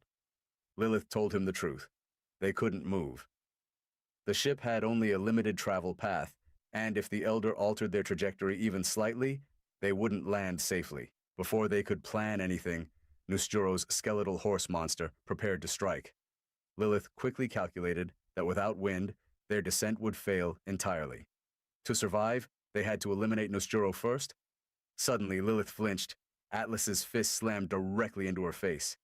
Zoro, Usopp, and Chopper froze in shock, demanding to know why she attacked her sister. Atlas ignored them, focusing only on Lilith before making a sharp snapping motion. Then she turned toward the Straw Hats. She entrusted Lilith to them and ordered them to launch the Sunny. She would clear their path. The crew still didn't understand, but the decision was already made. Elsewhere, York informed the Gorosei that Lilith's link to Punk Records had been severed, meaning Atlas was their final target. With Lilith unconscious, just like Stella, the elders didn't realize she was still alive. Nami instructed Zoro to carry Lilith inside. Nusturo charged forward again. The crew asked Atlas for answers, but she didn't waste a second. She blasted toward the oncoming elder. Jinbei seized the helm immediately. As he put it, any hesitation would get them all killed. Zoro then shouted for Brook to handle the launch mechanism. In the few seconds that followed, Atlas collided with Nusturo. Their eyes locked. Her arm was sliced clean off, but the embodiment of Vegapunk's wrath refused to back down. She clamped onto the elder, forcing him backward with pure determination. Their combined momentum pulled the threat away just as the Sunny rocketed into the air. Chopper and Usopp clung desperately to Jinbei as the ship blasted off. Vegapunk kept praying that the world would hear his final message. At the same time, Vice Admiral Hound received reports of a giant snake, a massive boar, a bird, and a mechanized titan all fighting on Egghead. He was completely baffled by their origins. Luffy recognized the robot from Vegapunk's scrapyard and was instantly thrilled. Frankie and the Elbaf giants were ecstatic to see an actual iron giant towering before them.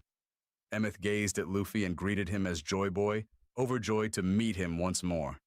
Luffy just stared blankly, then glanced behind himself, assuming the giant worm was speaking. Emeth clarified that he was the one talking. Dr. Vegapunk noted that all he'd ever managed to give the world was a narrow, incomplete view of a war that began 9 centuries ago. Meanwhile, Emmeth claimed he had arrived just as he had in the distant past. The enemy of Joy Boy was his enemy too. It thrilled him to fight by Joy Boy's side again. Luffy only found it fascinating that the robot could speak at all. Emmeth vowed to keep Joy Boy safe. Warkery demanded that they completely annihilate their foes. Mars believed Vegapunk's message had nearly reached its conclusion. The Elbaf giants prepared to depart in high spirits. Brogy asked Luffy if the massive machine was one of his comrades. Luffy thought about it for a second, then said no. He explained the robot kept talking about protecting someone named Joy Boy, whoever that was. At this point, it's almost a mystery how long Luffy can stay clueless about his own transformation. Stranger still, the giants hadn't heard the robot speak at all. This shocked Luffy. Yet another example of his voice of all things affinity. Bonnie, though drained, still had her ability affecting Vice Admiral Bluegrass. The rejuvenated Marine ordered her forces to fire on the pirate ship. Vegapunk continued urging humanity to study the past from every possible vantage point. He only wished he'd been given more time. St. Jupiter lunged forward, but the Iron Giant raised its arm to intercept the enormous jaws. Vegapunk spoke of forces that cannot be halted once they awaken. Frankie and Sanji were hyped to see what sort of weapon the Iron Giant was about to unleash. Even Sanji was unusually thrilled. Who knows, maybe Emmeth is secretly a girl. That would explain Sanji's enthusiasm. But when Jupiter charged, Emmeth suddenly malfunctioned. Its ancient cannon sputtered out after 900 years of decay. The robot immediately realized it had messed up. The Straw Hats panicked and shouted for it to move. A second later, Jupiter tore into the Iron Giant like Toji slicing through an enemy. Its left arm was eaten clean through, and only its right arm held Jupiter at bay. The crew mourned the machine's fate from the Sunny. Centuries had not been kind to Emmeth's systems. Saturn lunged ahead, ordering Jupiter to crush every last opponent. The Spider Ox Elder leapt from Jupiter's massive body and landed directly onto the giant pirate's ship, blocking their escape route. Almost immediately, he locked onto Bonnie and Kuma. Just then, Sanji spotted the Thousand Sunny and something else descending from the sky. Zoro yelled for everyone to grab onto something. They were about to fall. The crew wondered if they'd even survive the drop. Atlas steadied herself. Nustro questioned if she intended to sacrifice her own body as some grand finale. He struck her with what should have been the killing blow. Atlas answered him with a huge grin. She said she was simply lending a helping hand, and then detonated, blasting the Sunny even farther toward the ocean surface. They were going to make it. Chopper and Usopp realized that Atlas had guaranteed their escape. Another great character making a Pedro-style hero exit. Respect to the punk of violence. Vegapunk continued his broadcast, mentioning how the Pirate King, Goldie Roger, had sailed the entire world and undoubtedly heard the true voices of history. York celebrated her sibling's supposed death, claiming she was now the only Vegapunk left. But as Nusjuro reformed from the explosion, he rejected that claim. Saturn reminded them that Stella still needed to be silenced permanently. Warkery and Jupiter advanced together, determined to bring everything to an end. Emmeth looked down at his decayed frame, knowing he had rusted beyond function. But he believed this moment was exactly the one Joy Boy had foretold. He wondered whether he still had that ability left in him. Please let it be something capable of dealing with these monsters. Vegapunk concluded that Roger's crew must have heard the voices of the past in their purest form. He believed the entire world had likely reached the same realization, and he hoped that understanding would shape the future. But the world calls the Pirate King Gold Roger instead of Gold D. Roger, and that alone should make people even more desperate.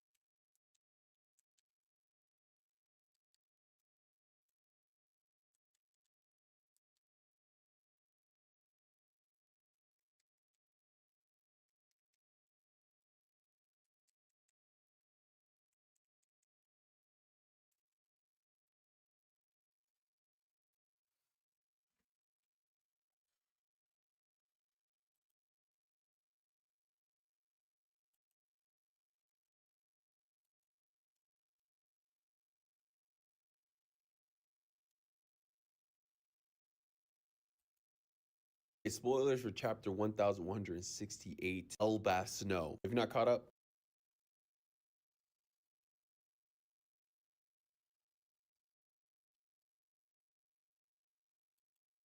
One Piece, episode 1152. We begin.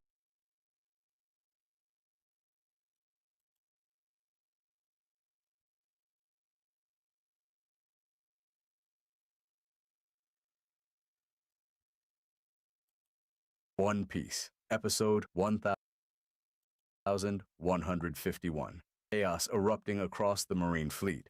After being hurled away by Warkery, the Iron Giant instantly turned into a nightmare for the surrounding ships. None of the Marines had the slightest clue what this ancient machine was, and all they could do was panic as the metal titan threatened to drag their vessels under. It plunged straight into the water, pulling nearby ships down with it, and the Denden Mushi embedded inside shut off like it had fainted. Vegapunk's pre-recorded message resumed for a brief moment. He seemed ready to reveal a crucial name, possibly someone tied to the mysterious D. Many fans immediately thought of Nefertari D. Lily. Now fully submerged, the Iron Giant began muttering, as if searching for someone. It kept asking where Joy Boy was, repeating the question even as it sank deeper. And honestly, it makes you wonder, were these questions meant for the present, or were they memories echoing from 900 years ago? Joy Boy had a destiny he couldn't fulfill, like helping the fishmen, and Imu still keeps that giant straw hat, likely his. The robot clearly expected their paths to cross again. It felt Joy Boy's presence nearby, yet everything happening made no sense to it. Imagine waking up after 200 years, only to get blasted straight into the ocean seconds later. Meanwhile, the remaining Marine forces were still dealing with the monstrous boar. Just catching sight of the Gorosei was supposed to be taboo, but at this point, they had no choice, and the warrior god of justice looked far from pleased Vegapunk's livestream, then cut out entirely. Viewers everywhere were left in suspense, confused about what stopped the broadcast mid-sentence. People began fearing the worst, wondering if Vegapunk had been silenced because of the heavy truths he was revealing. In Alabasta, the citizens refused to believe that the world government would eliminate the greatest scientist of the age. Ironically, that is exactly what the government did to their king. And yet, Luffy is now being framed as the one who supposedly kidnapped Vegapunk. Meanwhile, the guy has done nothing but try to save him, and he saved Alabasta years ago. We cut to a king that isn't immediately recognizable. The chef beside him insisted that the world government would never execute a mind as brilliant as Vegapunk's, even if he had broken a few rules. It really shows how much trust, or blind faith, the government has cultivated. Leo, of course, believed what he heard instantly, while Rebecca was clearly annoyed at his gullible reaction. Back on Egghead, York received a call from the Gorosei. Even though she idolized them and feared them, the way she answered was surprisingly casual. They asked how many of the Vegapunks were still alive besides her. York checked punk records to see whose signals remained. She detected only 2. Vegapunk Lilith, the number 2 body, and Vegapunk Atlas, number 5. But this system was flawed. Stella and Edison were disconnected, yet still alive. Still, York reported what she saw. Lilith was on the Labo phase, and Atlas was at the northeastern shore. The Gorosei immediately agreed to erase the remaining versions. From Mars's perspective, Punk Records was designed to keep updating and evolving even after Stella's death, and thanks to York, they could now claim that knowledge for themselves. To them, the rest of the Vegapunks were nothing more than unpredictable loose threads. This entire event almost feels like a 3-way division of spoils. Dory, Brogy, and Luffy cheerfully leaped aboard the Elbaf ship. Bonnie finally called Luffy by his actual name instead of Straw Hat, which even he seemed surprised by. Frankie and Sanji admired the enormous ship, while Luffy started wondering where the rest of his crew ended up. 2 young vice admirals rallied their forces, yelling at their marines not to let the Straw Hats escape when they had so many warships available, but sheer numbers didn't matter, and the giant's strength was overwhelming. Marines panicked, worried that their commanding officers wouldn't survive after what they had just witnessed.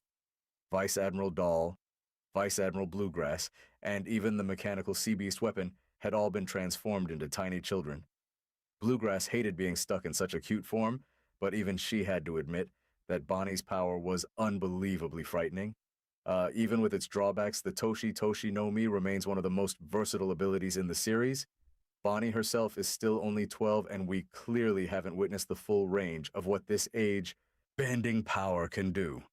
Though that's about to change. While gripping a pistol, she taunted the Marine officers chasing her, fully aware of the punishment they'd face for letting her slip away.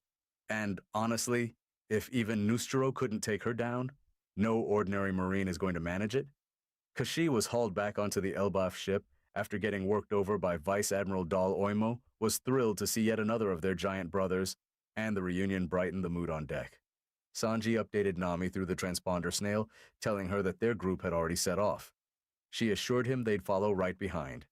Edison's guidance systems would get them to the water safely, though with Nusjuro rising into view, Nami suspected they might need a bit of help with the landing Danji.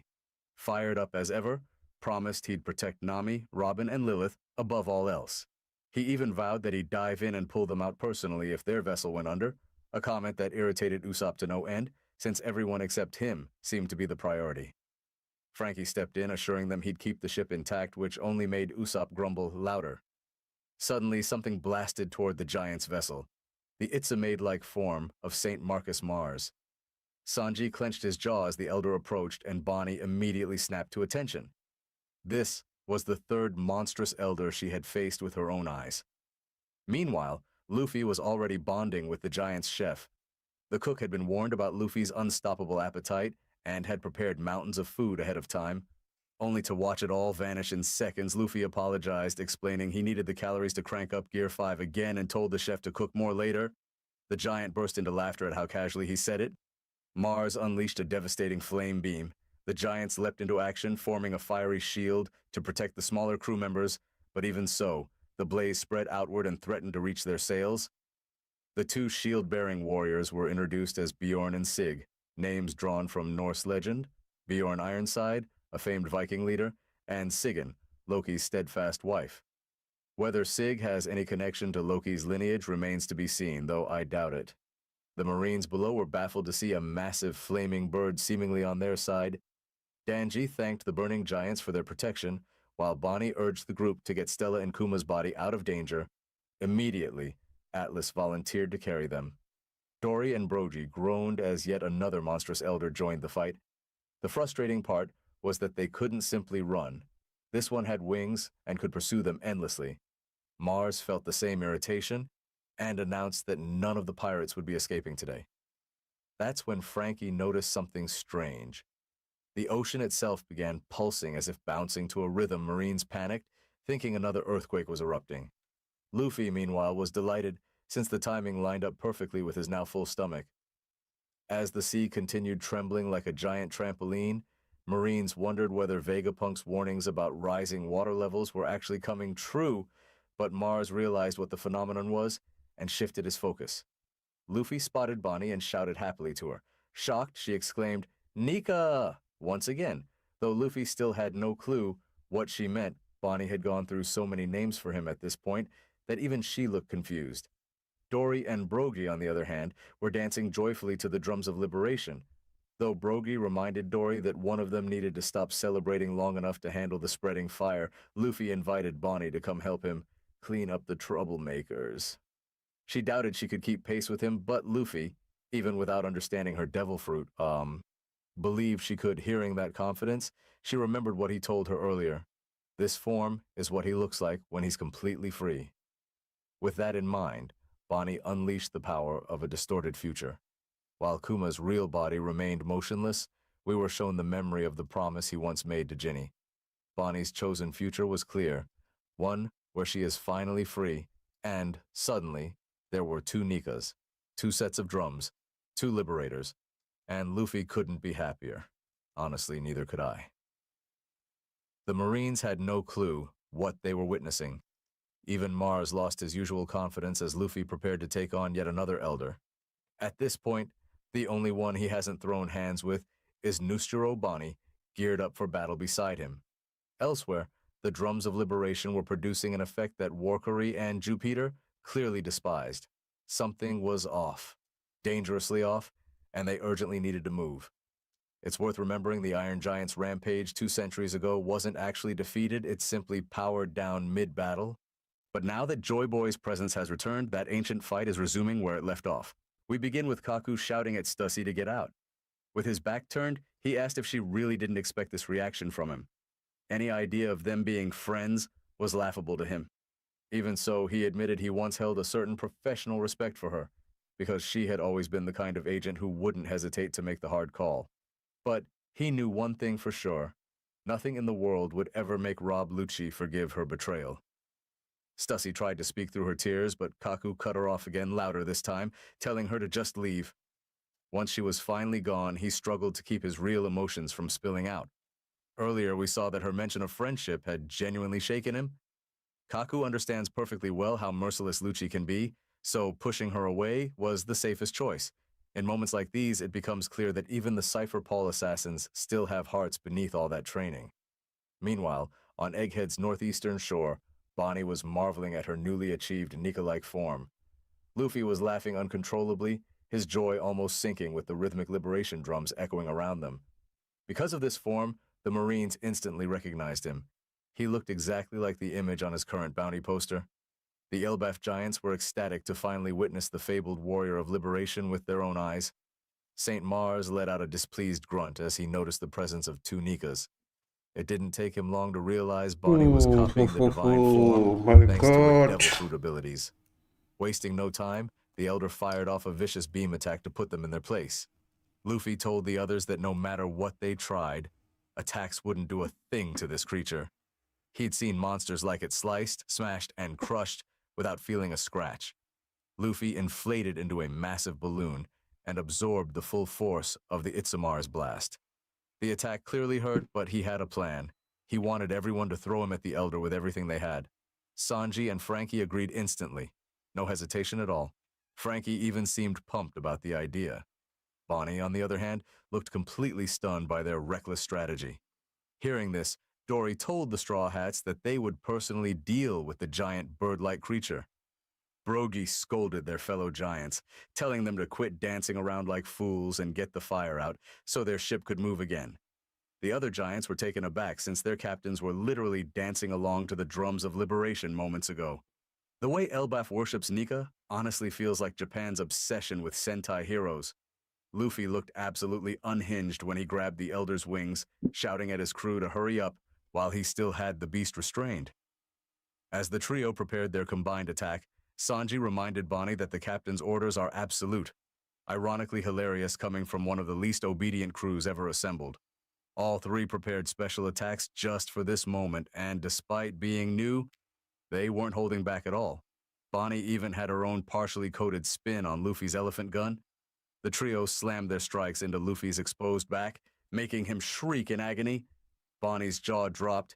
She truly didn't expect their blows to actually hurt him. Luffy kept on screaming as the force built up. Even St. Mars felt the shockwave on the opposite side of the battle. St. Mars's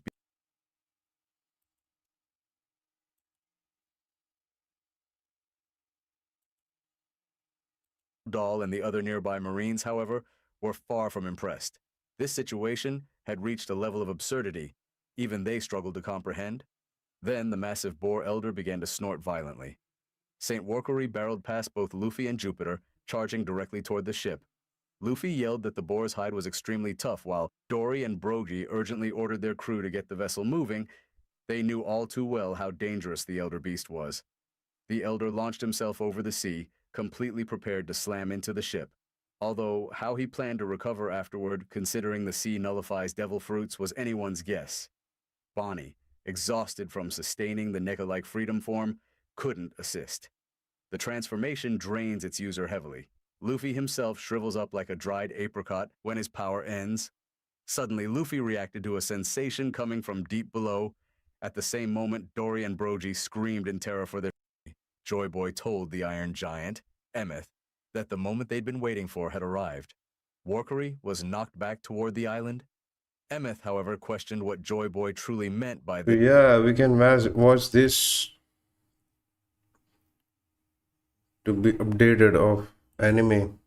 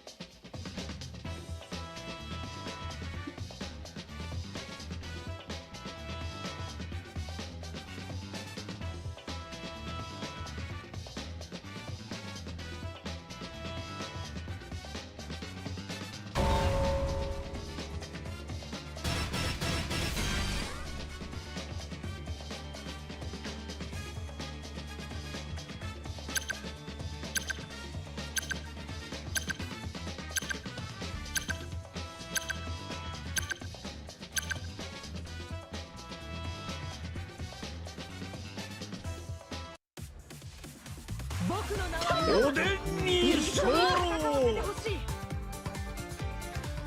キャンディーの俺ドイツを切りゃいいペロリ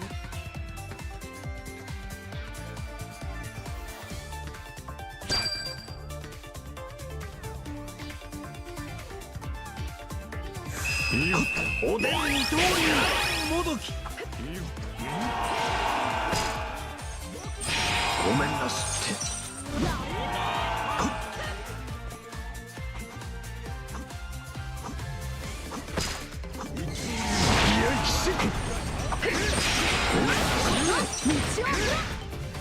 おでんに通り方言とかなんじゃ今のはいやなめられたもんだね。なんじゃ今のはなおでんに通りもどき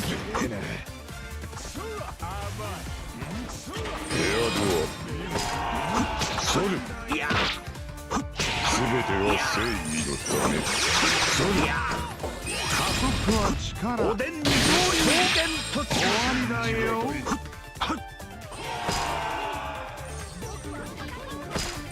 ごめんなすって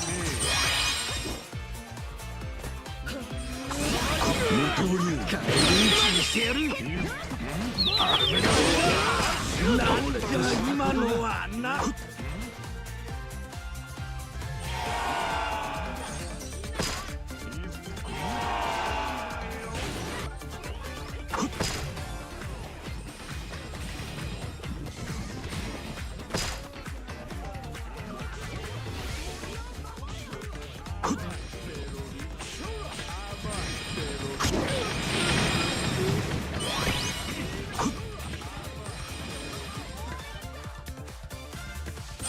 ごめんなす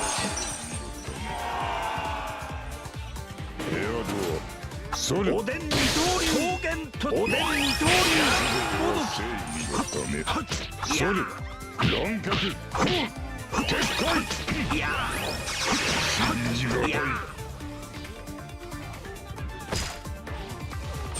ごめんなすって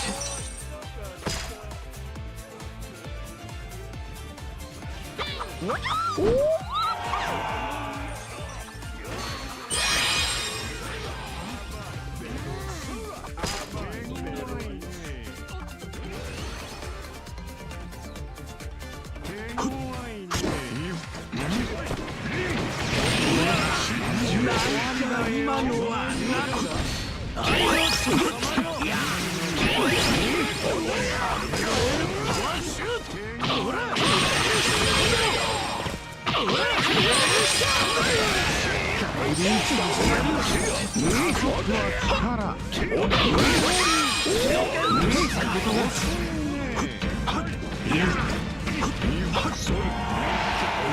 にしてやる期待の速さは捉えられんでしょう。